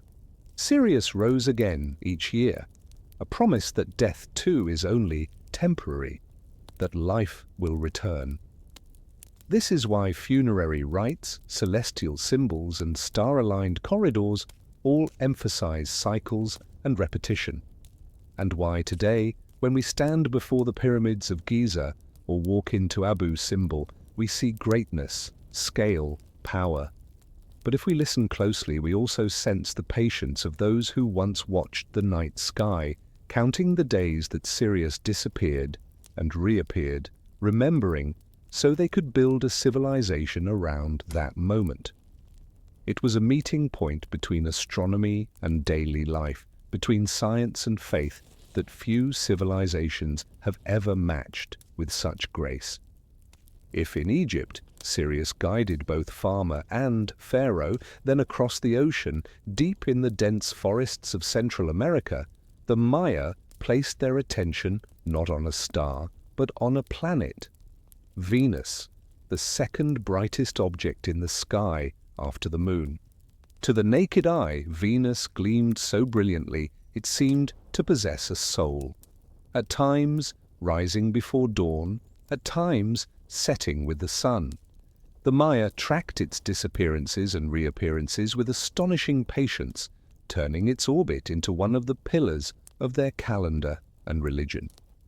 In the ancient manuscript known as the Dresden Codex, one of the few that survived colonization and war, detailed astronomical tables record the cycles of Venus. The Maya calculated its cycle as 584 days and linked these cycles into a repeating system that stretched across centuries. The accuracy is stunning, with an error of only about 1 day after many years. With no telescopes, no mechanical clocks, only naked eyes, memory, and drawings on bark paper, they reached a level of sophistication rivaled by few other civilizations of their time. But for the Maya, Venus wasn't just an object of calculation. It was a god, a sign, a signal of war and peace. When Venus rose again in the morning sky, they saw it as a powerful moment, a warning that blood might soon be spilled. Maya rulers often chose Venus's rising as the moment to launch military campaigns.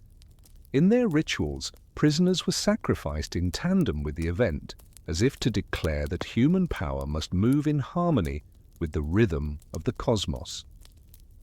The Venus tables in the Dresden Codex don't just list dates. They are accompanied by illustrations of deities, warriors, and rituals of sacrifice.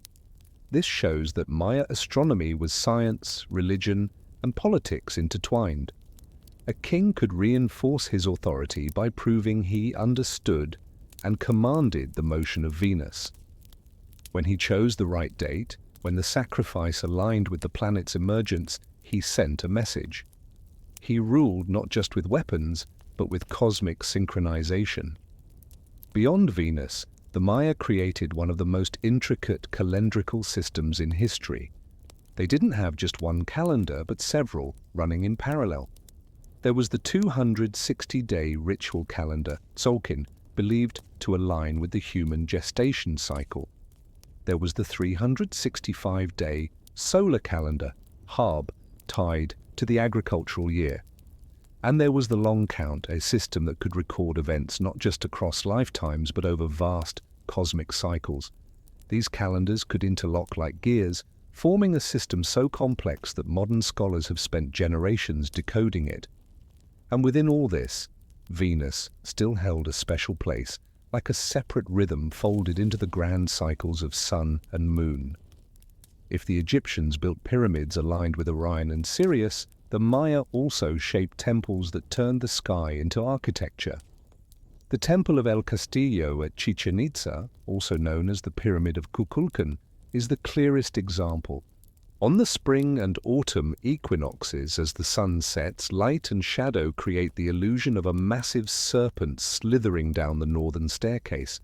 Its tail high above, its head carved at the base, the sun's shadow connects the two, forming a living image too precise to be an accident. This isn't just visual spectacle, it's a ritual made of sunlight, affirming the connection between Kukulkan, the feathered serpent god, and the order of the universe. When the people gathered to witness it, they weren't merely watching a beautiful sight. They were reminded that their temples, their kings, their civilization, all were bound to the heavens, to the gods.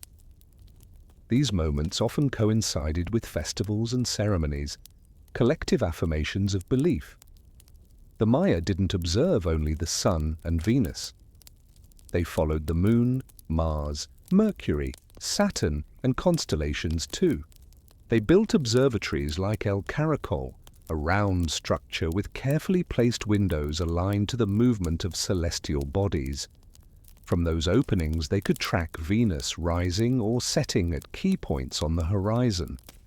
El Caracol was like a stone telescope, without lenses, but with such precise alignment that each beam of light carried meaning. What sets Maya astronomy apart is its patience. To discover that Venus had a 584-day cycle required continuous observation across generations.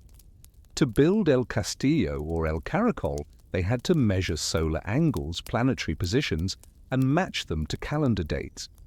This wasn't the work of one person, but of a collective memory passed down and added to by each generation. They didn't need telescopes because the sky was bright enough and the eyes of those who lived in forested nights were sharp. They didn't need mechanical clocks because they had time, they had patience, and they believed astronomy was the language of the gods. Today, many know the Maya from rumors of a 2012 doomsday prophecy. But the Maya were never predicting the end of the world. They were describing cycles. To them, everything repeated. Venus disappeared, then reappeared. The sun rose, then set. Rain came, then went. Even cosmic cycles lasting thousands of years turned and returned. Their calendars were built to capture that repetition, to tie human fate to the great turning of the cosmos. Endings were simply the closing of one ring and the opening of another. When they carved numbers into stone, they weren't marking a finality. They were marking a transition. Compare them with Egypt or Babylon and you'll see. Each civilization chose its own star or planet as a center. Egypt had Sirius, Babylon, the moon, and the Saros cycle. The Maya, Venus. Each choice reflected its environment and worldview. The Egyptians lived by floodwaters. so Sirius became a symbol of renewal. The Babylonians faced instability where eclipses caused fear, so they focused on prediction and recurrence. The Maya lived under forest skies where clouds often covered stars, but Venus still blazed bright, and they made it the axis of their religion and their wars. Today, when we stand at Chichen Itza and watch the serpent shadow descend the steps, we're reliving a moment the Maya shaped thousands of years ago. When we open the Dresden Codex, we find tables so precise they still verify modern astronomical calculations. Behind it all lies a truth. No matter where we are, even without telescopes, humans have always looked to the sky, trying to link our brief lives to the vastness above. The Maya did that with Venus, with the sun, with their pyramids and observatories, and they left behind a legacy we can still witness, not only in books, but each time Venus flashes again on the edge of a brightening sky. If the Maya turned Venus into the heartbeat of an entire civilization, then across the other half of the world, the great civilizations of Eurasia also kept their eyes on the sky, each in their own way, but always linking earthly life to the quiet movements above. In China, astronomy was never a pastime of scholars. It was a matter of state. The emperor was the son of heaven, and the so-called mandate of heaven was seen as a divine certificate. If a comet appeared or an eclipse went unpredicted, it was not just a natural phenomenon, it was a warning, a sign that the mandate might be slipping. So astronomy became a political tool, a way for the court to prove its legitimacy. The meticulous records in the records of the Grand Historian or the Book of Han don't just detail emperors. They list solar eclipses, lunar eclipses, comets, even supernovae. Chinese astronomers recorded the supernova of 1054, the event that created the Crab Nebula, now observable through modern telescopes. Chinese astronomy was not only symbolic, it was practical. The agricultural calendar, rituals, and planting seasons were all tied to observations of the sun, the moon, and the stars. They divided the sky into 28 lunar mansions, similar to the zodiac, but rooted in Eastern cosmology. They designed mechanical instruments early on, the gnomon to measure the sun's shadow, celestial globes to track star positions, and by the Song dynasty, even water-powered astronomical clocks that could simulate the movement of the heavens. When European missionaries arrived in China in the 16th century, they were stunned to find an astronomical tradition that stretched back millennia, blending philosophy, religion, and governance. Meanwhile, in India, astronomy was deeply intertwined with mathematics and philosophy. As early as the Vedic era, people looked to the sky and divided the moon's path into nakshatras, 27 lunar mansions, each linked to a deity, a ritual, a rhythm. The Indian calendar wasn't just for farming. It determined auspicious times for worship, weddings, flag raisings, and journeys. By the 5th century, texts like the Surya Siddhanta appeared, containing remarkably advanced astronomical models. It included ideas of elliptical orbits, Earth's axial tilt, and a precise solar year. Aryabhata, one of India's most brilliant scholars, even proposed that the Earth rotated on its axis, a realization that Europe would not embrace for another 1,000 years. While Europe was still bound to the geocentric model, Indian thinkers had already devised mathematical formulas to predict solar and lunar eclipses. And from that foundation of astronomical mathematics came the development of zero, the decimal system, and trigonometry, which would later travel into the Islamic world and eventually reach the West. In ancient Greece, astronomy became something else entirely. The first place where humans dared ask, does the cosmos follow rules? Unlike China, which read the sky for omens, or India, which read it as cosmic rhythm, the Greeks sought to explain it through reason.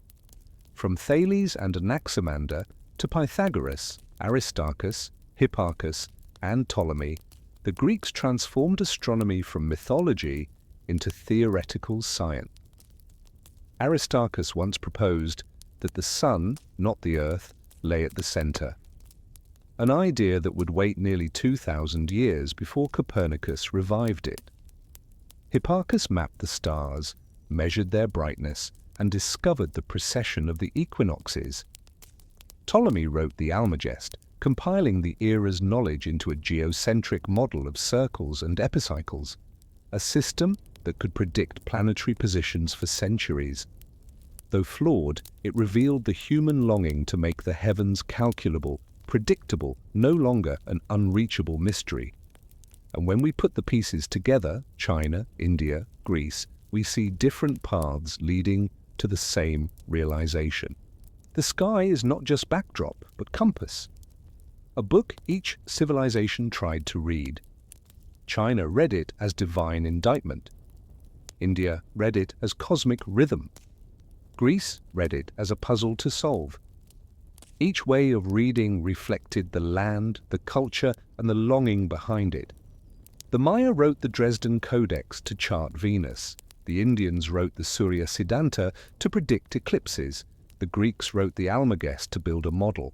The Chinese carved eclipses into official histories to warn emperors. They were different, but all looked up at the same sky. And if there is a single thread that runs through them all, it is this: the belief that life on Earth mirrors the movements above. When a star vanishes and returns, the Egyptians see in it the promise of rebirth. When Venus rises, the Maya find in it a reason to start a war. When an eclipse darkens the sky, it can shake a Chinese throne. When Aryabhata calculates the solar year, he strengthens the rhythm of ritual.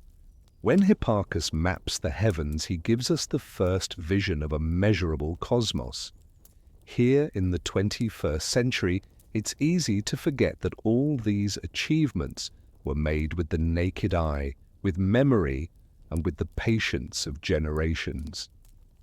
No telescopes, no satellites, no software. Just night after night of watching, hand after hand of writing. And yet the results endure. The Dresden Codex remains, its Venus cycles precise enough to match modern data. The Surya Siddhanta remains, was it with equations still studied by students today. The Almagest remains, a testament to reason's reach. And all the paper, clay, and stone say one simple thing. Wherever we've lived, we have looked at the stars and tried to find meaning in them. Perhaps that's the greatest legacy, not the buildings, not the numbers, but the thread that ties all civilizations together under one sky. Whether we lived by the Nile or the Yellow River, in the forests of the Yucatan or the hills of Greece, we all shared the same canopy of stars, and in lifting our eyes to that sky, we created something larger than any border, a shared human awareness, a reminder that though we are scattered by land, by language, by faith, when we look up into the night, we are all standing beneath the same universe. And so from Stonehenge to the Egyptian pyramids, from the Maya's Venus to the astronomical tables of India and Greece, the sky became the red thread connecting civilizations that may never have otherwise met. Wherever they lived, people looked upward and tried to read meaning. But history isn't written only in the stars. It's also carved into the ground, into maps, into borders, newly drawn or erased. If the sky gave us a sense of cycles and order, the earth carried our ambitions, our disputes, and the costs they demanded. From measuring stars, we return to measuring land. And one of the boldest, most sweeping measurements in modern history came in 1803, when a young nation, the United States, doubled its territory overnight with a single signature. The Louisiana Purchase, a transaction that didn't just redraw a map, it reshaped the future of the Americas. At the dawn of the 19th century, the United States was still a young and fragile nation. Its territory stretched mainly along the Atlantic coast. The eastern states were densely settled, Towns clustered along dusty roads, and to the west lay a vast, untamed expanse reaching only as far as the Mississippi River. To the people of that time, the Mississippi wasn't just a river, it was the lifeblood of the economy, a liquid highway for grain, lumber, meat, and cotton flowing from the interior down to the sea. And at the end of that river stood a name that carried weight: New Orleans. That port city, though not yet a bustling metropolis, held the position of a key. Whoever controlled New Orleans controlled the commerce of the West. Farmers from the Ohio Valley and Kentucky often loaded their boats with goods, floated down the Mississippi to New Orleans, and from there their cargo reached distant markets by sea. But New Orleans didn't belong to the United States. It had passed from France to Spain and then back to France again, passed around like a bargaining chip on the chessboard of Europe. To President Thomas Jefferson, a man deeply committed to agrarian ideals and personal liberty, the idea of a strategic port resting in foreign hands was a threat. All he wanted was something simple: to ensure American farmers access to New Orleans. To Jefferson, buying the city was a reasonable, tidy solution. He authorized his envoys to offer up to $10 million for the port and a small strip of adjacent land. But the world doesn't always move according to plan. When American diplomats arrived in Paris in 1803, they were prepared for difficult negotiations, prepared to argue over each street, each dock. Instead, they were met with an offer that seemed almost unbelievable. The French, speaking for Napoleon Bonaparte, were not only willing to sell New Orleans, they were prepared to sell all of Louisiana, an expanse of land that would double the size of the United States. To understand why Napoleon was willing to sell, one must look to Europe and the Caribbean.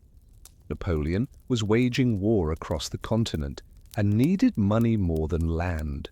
He had once dreamed of building a new world empire, with Haiti as its crown jewel and Louisiana as its breadbasket. But that dream collapsed in the wake of the Haitian slave revolt, led by Toussaint Louverture. French soldiers died by the thousands from disease and rebellion. With Haiti gone, Louisiana lost its purpose. It was too far to defend, and too tempting a target for Britain should war spread to the Americas. So for Napoleon, selling Louisiana meant two things: raising funds and strengthening the US as a counterweight to Britain. When the American delegation heard the offer, they could hardly believe it. From a modest goal, securing one port, they were now being offered over 800,000 square miles of land, encompassing the entire Mississippi Basin and stretching to the Rockies. Napoleon's price? $15 million, roughly 4 cents an acre. For the cost of a cup of coffee today, Jefferson could purchase a territory nearly the size of half of Europe. But Jefferson hadn't prepared for a decision like this. As a strict constitutionalist, he knew the founding documents contained no provision granting the president power to buy land from foreign nations. He had long argued against any federal overreach beyond what was explicitly written. And now he stood at a crossroads: either seize a once-in-a-lifetime opportunity or do the very thing he had long opposed: expand federal power for the sake of national interest. Jefferson wrestled with the dilemma, but time would not wait. If he hesitated, Napoleon might change his mind, or Britain might intervene. In the end, Jefferson chose pragmatism. He invoked the president's power to sign treaties, framing the land purchase as a diplomatic agreement. Under that logic, the deal could proceed lawfully. In April of 1803, the Louisiana Purchase was signed, and just months later, the U.S. Senate ratified it. Suddenly, the United States had doubled in size, transformed not by war, but by pen and purse. To many Americans, it was almost beyond comprehension. Most lived in small towns, rarely traveling more than a few dozen miles, and now their nation stretched all the way to the Rocky Mountains.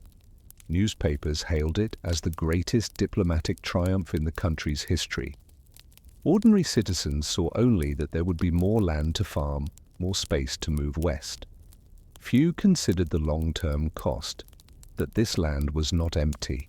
It was already home to hundreds of thousands of indigenous people with their own cultures, their own territories. But in that moment, excitement overshadowed doubt. Even Jefferson, usually reserved, could not hide his pride.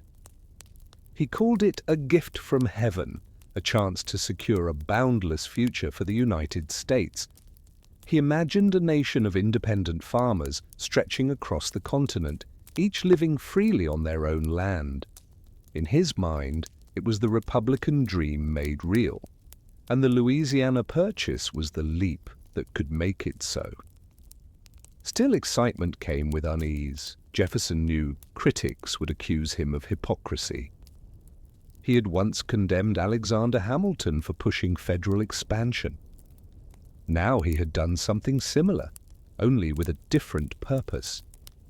He argued that the Constitution must sometimes be interpreted flexibly for the national good. Not everyone was convinced, but the benefits were too great for Congress to reject. The Louisiana Purchase opened a new era. It turned America from a coastal republic into a continental power. It secured control of the Mississippi, ensuring the flow of goods from inland farms to global markets.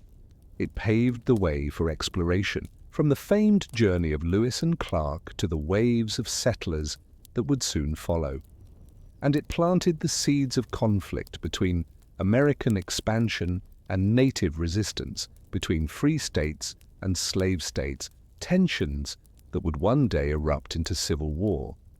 But that was all still to come.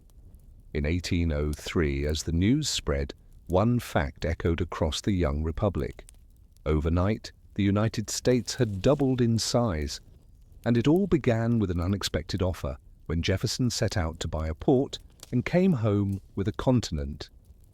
As Americans celebrated the Louisiana Purchase across the Atlantic, another story was unfolding, one that would be inseparable from the fate of a small tropical island in the Caribbean. If not for Haiti, Napoleon might never have considered selling nearly half of North America for a bargain. But it was that island, with its endless sugar plantations and an unprecedented uprising, that shattered the colonial dream of the French emperor. At the end of the 18th century, Saint-Domingue, the French name for what is now Haiti, was the crown jewel of France's overseas empire. It was the world's largest producer of sugar, supplying more than half of all the sugar and coffee consumed in Europe. Though small, the island was so wealthy that it was often called the Pearl of the Antilles. Hundreds of thousands of African slaves were brought there, forced to labor under brutal conditions, their life expectancy often measured in just a few short years. That cruelty produced immense profits for France, profits that made Saint-Domingue the heart of Napoleon's plans. Napoleon envisioned a new French empire in the Americas, with Saint-Domingue as its beating heart and Louisiana as its supporting arm. The fertile plains along the Mississippi would provide wheat, meat, and timber to feed the sugar plantations in the Caribbean. No longer would France depend on supplies from Europe. It would have a closed, self-sustaining, and profitable system. This was Napoleon's vision when he pressured Spain to secretly return Louisiana to France in the 1800 Treaty of San Ildefonso. But that vision quickly collided with reality. In 1791, a massive slave revolt erupted in Saint-Domingue, sparked by the brutal conditions and inflamed by the ideals of liberty. Plantations went up in flames and the rebellion spread across the island. Its most remarkable leader was Toussaint Louverture, a former slave who rose to become a brilliant general. The rebels didn't just defeat the French. They fought off Spanish and British armies who tried to seize the island for themselves. To officials in Paris, it was a nightmare. Saint-Domingue was the empire's profit center. Losing it meant losing the financial backbone of Napoleon's colonial strategy. But Napoleon wasn't ready to give up. In 1801, he sent a massive expedition, 30,000 troops under the command of General Charles Leclerc, his brother-in-law, tasked with crushing the uprising. He believed a swift campaign would be enough to restore French control. But reality had other plans. The tropical terrain, harsh climate, and, above all, disease devastated the French forces. Yellow fever swept through the troops, killing tens of thousands. Meanwhile, the rebels, familiar with the land and driven by the cause of freedom, fought on with unrelenting determination. Leclerc died of illness. The French army disintegrated. Saint-Domingue declared its independence and became Haiti in 1804, the first black republic to break free from colonial rule. The loss shocked Napoleon. Without Saint-Domingue, his vision for a colonial empire crumbled. Louisiana, once the breadbasket of that dream, now had no purpose. It was too far to defend, too easy to lose to the British in a future war, and increasingly irrelevant. His army was stretched thin in Europe. The treasury needed cash. And Napoleon saw what was obvious: Louisiana was no longer worth keeping. So when American diplomats arrived in Paris asking to purchase only New Orleans, Napoleon didn't just agree. He offered them everything. This wasn't pure surrender. To Napoleon, it was a strategic play. Selling Louisiana would bring in $15 million in much-needed funds for war. More importantly, it would strengthen the United States, creating a new power that could one day challenge Britain. He is said to have remarked that by selling Louisiana, he had given Britain a new rival, a future thorn in the side of their naval empire. The price he set, 4 cents an acre, may sound like an absurd concession. But from Napoleon's perspective, it was simply recovering value from a now useless asset. Louisiana was too vast to defend, too distant to govern, and too disconnected from any remaining strategy. With Saint-Domingue lost, it was a card no longer worth playing. In truth, the fate of Louisiana was bound to the fate of Haiti. Had the slave revolt never occurred, had French troops not been devastated by disease, perhaps France would have held on to Saint-Domingue, and perhaps Louisiana would have grown into a thriving colony in its own right, fueling a powerful French empire in the New World. But history turned another way. The uprising of enslaved people didn't just free an island, it inadvertently opened the door for the expansion of the United States. Napoleon, with his cold-eyed pragmatism, gave little thought to Louisiana after the deal. He returned to his European campaigns, preparing for battles with Austria, Russia, and eventually Britain. But his decision had planted a seed, a United States that now had the size and resources to grow into a continental power. To Americans, it would become the greatest bargain in their history. To Napoleon, it was just one of many decisions made in the service of war. Quietly, the Louisiana Purchase became the direct consequence of a slave revolution in Haiti, a connection that many at the time failed to see. On one side, American farmers celebrating new land; on the other, Haitian rebels securing their freedom after years of blood and disease. Together, those two events overlapped, and together they reshaped the future of the New World. Before the ink had dried on the Louisiana Purchase, a question quickly emerged. What exactly had the United States just bought? To Jefferson, the newly acquired territory was still a vast white space on the map, sketched only with faint lines drawn from fur trappers' tales and the accounts of native traders. No one in Washington knew with certainty what mountains lay to the west, where the rivers flowed, or whether there might be a continuous water route to the Pacific. Jefferson, ever the lover of natural science, saw in it not just a political expansion, but a chance to expand the boundaries of human knowledge.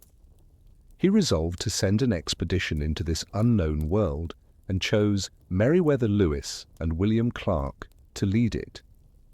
Lewis was Jefferson's private secretary, a young, cautious military man with a keen interest in plants and animals. Clark, his old friend, was a seasoned frontiersman, familiar with maps and wilderness survival. They complemented each other. one meticulous and observant, the other a steady hand in the field. Together they assembled a group of over 30 men called the Corps of Discovery. It included soldiers, hunters, boatmen, blacksmiths, and later, interpreters.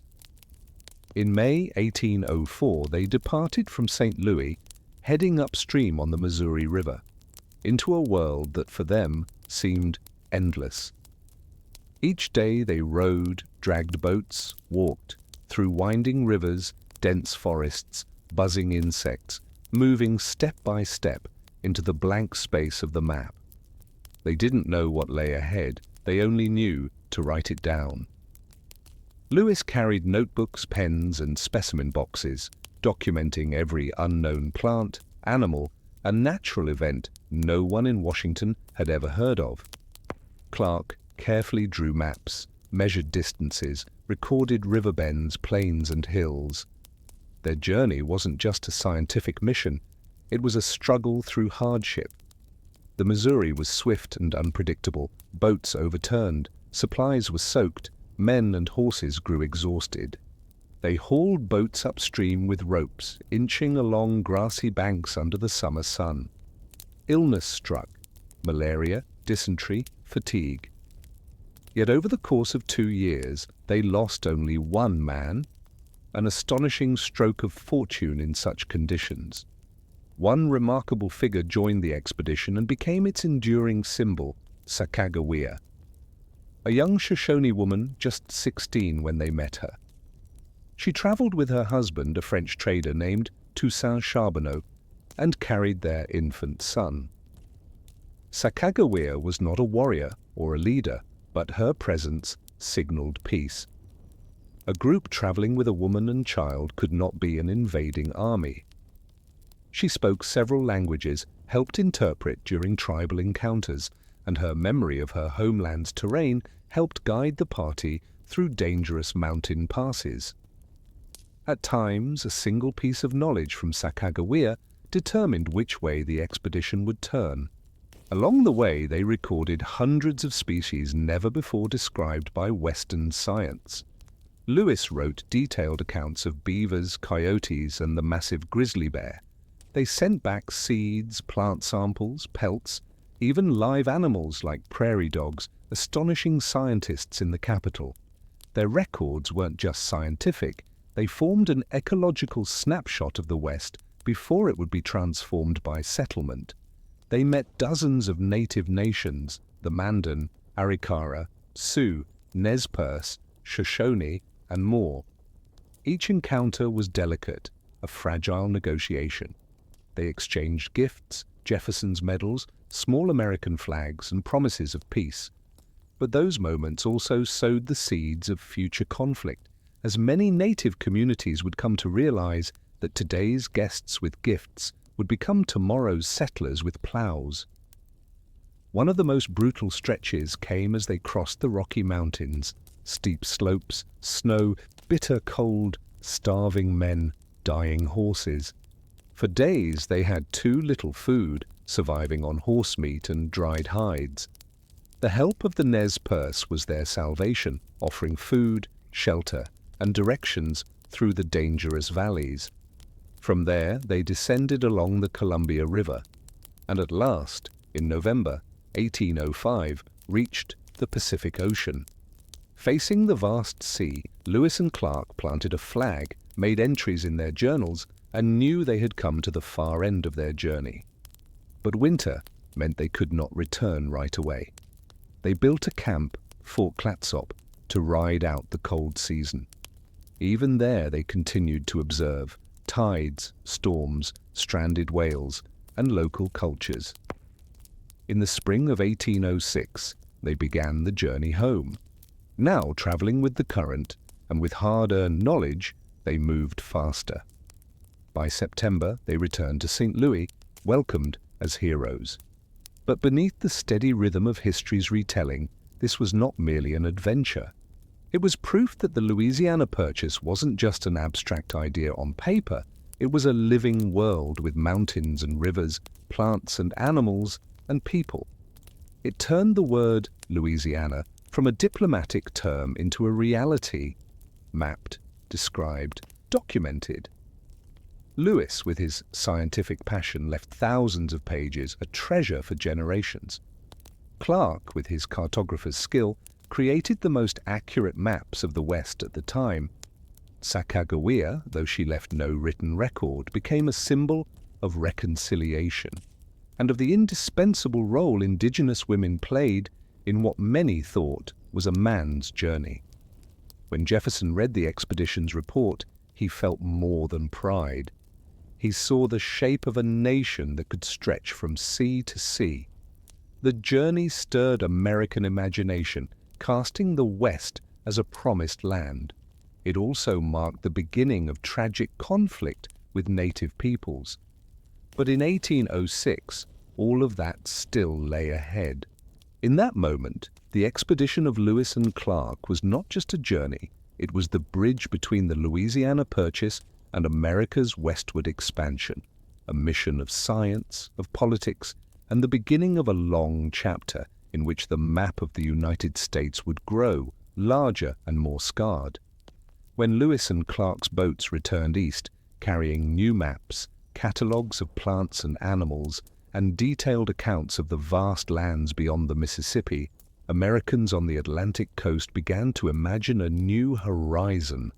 Louisiana was no longer just a vague name on a treaty.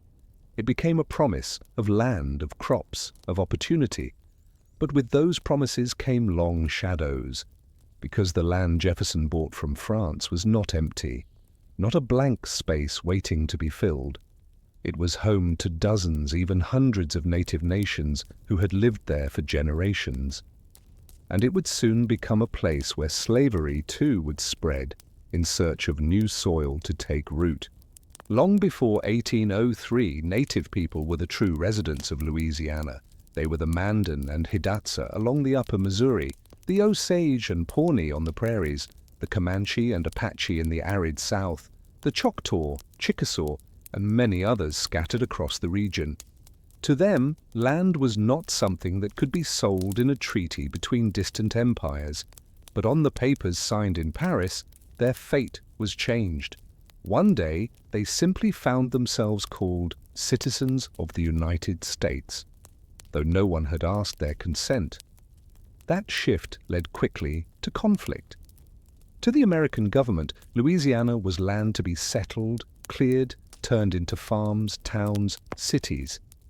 But to native peoples it was ancestral ground, burial sites, buffalo crossings, places rooted in story and belief. These visions could not coexist. And as history so often shows, the side with guns, armies, and legal systems imposed its will. In the decades after the Louisiana Purchase, waves of migrants from the east poured in. Wheat fields, cotton plantations, corn farms sprouted across the plains. Every acre cleared meant another tribe displaced, pushed westward, forced into treaties. Those treaties were rarely fair. Most were signed under pressure, with no bargaining power, little understanding, and no means of defense. Promises were made, of protection, of compensation, but were broken just as quickly. Take the Osage, for example. Once living in what is now Missouri and Arkansas, they were pressured into ceding land to white settlers. They were pushed into Kansas, then pushed again. Each forced relocation cut away at their culture, their memory, their means of survival. For them, the Louisiana Purchase was not an opportunity. It was the beginning of an endless migration they never chose. At the same time, another tragedy was taking shape, tied to slavery. For Southern plantation owners, the vast territory of Louisiana offered a golden opportunity to expand an economy built on enslaved labor. New lands meant new plantations for cotton, sugar, tobacco. Every fertile acre in today's Mississippi, Arkansas, and Louisiana became a place where people, born into bondage or taken from Africa, were forced to work to exhaustion. Jefferson had seen this tension coming. When Missouri prepared for statehood, the question arose, would it allow slavery? The answer, for the moment, was the Missouri Compromise of 1820, permitting slavery south of a certain latitude and banning it to the north. But this was only a temporary fix. The deeper problem remained. The Louisiana Purchase had opened too much land, and each new stretch of territory asked the same question: free or slave? That question would help lead the nation toward civil war. In the early years after the purchase, many enslaved people were moved westward from the east and south. They cleared forests, planted sugar, harvested cotton. Their lives were bound in chains, and their only chance at freedom was to run, a desperate path in a world where law and society stood with the slaveholder. To them, these new lands were not opportunity. They were a vast prison with no doors. So while many white Americans viewed the Louisiana Purchase as a bargain, a symbol of promise, for two groups, it marked something else entirely. For native people and enslaved people alike, it was a turning point of loss. Native communities lost land, freedom of movement, and cultural continuity. Enslaved peoples saw bondage deepen, stretched across new territory. These twin tragedies darken the bright glow of the Louisiana Purchase, shadows not always seen in the maps or treaties, but deeply felt on the ground. Sometimes the two stories even intertwined. Some native nations struggling to survive adopted slaveholding, copying the American economic model as a strategy of adaptation. And some runaway slaves found refuge among native communities. Fragile alliances formed between those pushed to the margins. But in the broader picture, both groups were pushed out of the narrative, cast aside as a rising America expanded. Their voices are rarely recorded in the official history. We have the journals of Lewis and Clark. We have Jefferson's speeches. We have the treaties signed in Washington. But we have few words from the Osage, the Pawnee, or the enslaved workers brought to till new ground. That silence is part of the tragedy. It allows the story of the Louisiana Purchase to be told as a triumph, a diplomatic success, a territorial victory, while the losses borne by others remain blurred and unspoken. If white Americans looked at the post-1803 map and saw a nation expanding, native people saw their homelands shrinking. If planters looked at new fields and saw profits, enslaved people saw only endless labor. The Louisiana Purchase, then, has two faces: light for some, shadow for others. That story stretches across generations. Native peoples were pushed ever westward until most were confined to narrow reservations. Slavery grew stronger across the new lands, fueling the southern economy until war finally tore the country apart. This double tragedy was no accident of history. It was part of the very structure of expansion. Looking back, the Louisiana Purchase is often remembered as one of the most successful diplomatic deals in American history. For the modest sum of $15 million, a young nation not yet 30 years old doubled its size and opened a whole new horizon. But numbers only tell part of the story. In truth, the legacy of the Louisiana Purchase lies not in its price, but in how it redrew the map, reshaped the fate of millions, and left behind scars that stretch into the present. On the map, the ink signed in Paris in 1803 transformed the United States from a coastal strip into a continental power. It linked the Mississippi River to the Rocky Mountains, revealing great rivers flowing westward, endless plains, snow-capped mountain ranges. It turned St. Louis into the gateway to the west, a place where wagon trains, steamboats, and later railroads would begin their journey outward. And it cemented New Orleans as an irreplaceable trading hub, America's open door to the Gulf of Mexico and the wider world. But a map is never neutral. It is an assertion of power.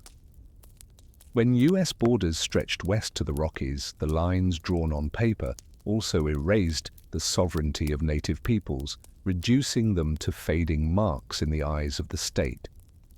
And from that very map, political tensions began to flare. Because new land wasn't just land, it raised the question, would slavery be allowed to spread there? The first answer came in 1820 with the Missouri Compromise. When Missouri applied for statehood as a slave state, the fragile balance between North and South was threatened. The compromise drew a line on the map, the 36 degrees 30 minutes parallel. South of it, slavery was permitted. North of it, banned. A simple line, but one that sliced the country in two, morally and politically. It revealed that the Louisiana Purchase didn't just expand territory, it widened the divisions already simmering, planting seeds of the Civil War. Placed alongside other land acquisitions, the Purchase reveals a broader pattern. In 1867, the U.S. bought Alaska from Russia for $7.2 million, a deal later seen as wise, though first mocked as Seward's folly. Like Louisiana, Alaska was vast, rich in resources, bought cheaply, and later became central to American growth. But there was a difference. Alaska was sparsely populated, while Louisiana was already home to dense native populations. That made its tragedy deeper, as millions were drawn into waves of removal and loss. A more distant comparison is the 1898 lease of Hong Kong, when Britain acquired the territory from China for 99 years. It wasn't a purchase, but the effect was the same, a redrawing of borders on paper dictated by empires, regardless of the people who lived there. Louisiana, Alaska, Hong Kong, three different stories, but all echoing the same truth. Maps are not born, they are negotiated. And those negotiations often leave the people on the ground without a voice. The legacy of the Louisiana Purchase also lives on in the rise of manifest destiny, the belief that the United States was fated to stretch from the Atlantic to the Pacific. That belief drove settlers westward to build homes, stake claims, clear fields, and pushed native communities further and further away, from the Missouri to Kansas, from Kansas to Oklahoma, until they were confined to small parcels of land known as reservations. Each step of expansion left its mark on the map, and every new boundary cut deeper into the cultures that once thrived there. And yet, alongside the shadow, there was light. Thanks to the Louisiana Purchase, the U.S. gained the Central Plains, some of the most fertile farmland in the world, land that would one day feed millions with wheat, corn, soy. Thanks to Louisiana, the Mississippi River became a vital artery of commerce, carrying goods to distant ports. Thanks to Louisiana, America laid the foundation for agricultural and industrial might. These benefits are real, they cannot be denied, but they exist side by side with losses that cannot be undone. Today, when we look at the map of the United States, we see a seamless stretch from the East Coast to the Midwest. But look closer, and that map holds memory. Each state, each borderline, tells a story. Missouri recalls a tense compromise. Arkansas and Louisiana evoke the memory of slave plantations. The Dakotas, Nebraska, Montana call back to the prairies of the Sioux and Cheyenne, to the herds of buffalo that once darkened the horizon. The map is not only a reflection of the present, it is a layered archive of memory, of treaties and removals, of wounds etched by history. Seen through a global lens, the Louisiana Purchase offers something more human. Wherever maps are redrawn, pain follows. When Alaska was purchased, Aleut and Inuit communities had to adapt to a new government. When Hong Kong was leased, millions woke up under a new flag, new laws. When Louisiana changed hands, dozens of native tribes saw their homelands divided without warning. Maps may be drawn in ink, but they always contain blood and tears. And perhaps that is the deepest reflection of the Louisiana Purchase. It reminds us that when we look at a map, we're not only seeing lines, we're seeing memory of those who lived, who lost, who were pushed away. It reminds us that the expansion of one nation often means the shrinking of another. It reminds us that time may pass, but the map still holds the wounds. So the Louisiana Purchase is not just a successful deal, not just a diplomatic triumph, not just the foundation of American strength, it is also a mirror, revealing that every map is both memory and scar. The memory of a nation rising, the scar of communities left behind. In the stillness of history, both endure, and both deserve to be remembered. And so from the rice fields of Japan to the council chambers of Persia, from stone circles that mark the heavens to the vast prairies of Louisiana, history reminds us that beauty and burden often walk hand in hand. The maps we inherit are never just lines, they are memories, and sometimes scars. Thank you for listening tonight and for keeping me company on this long, quiet journey.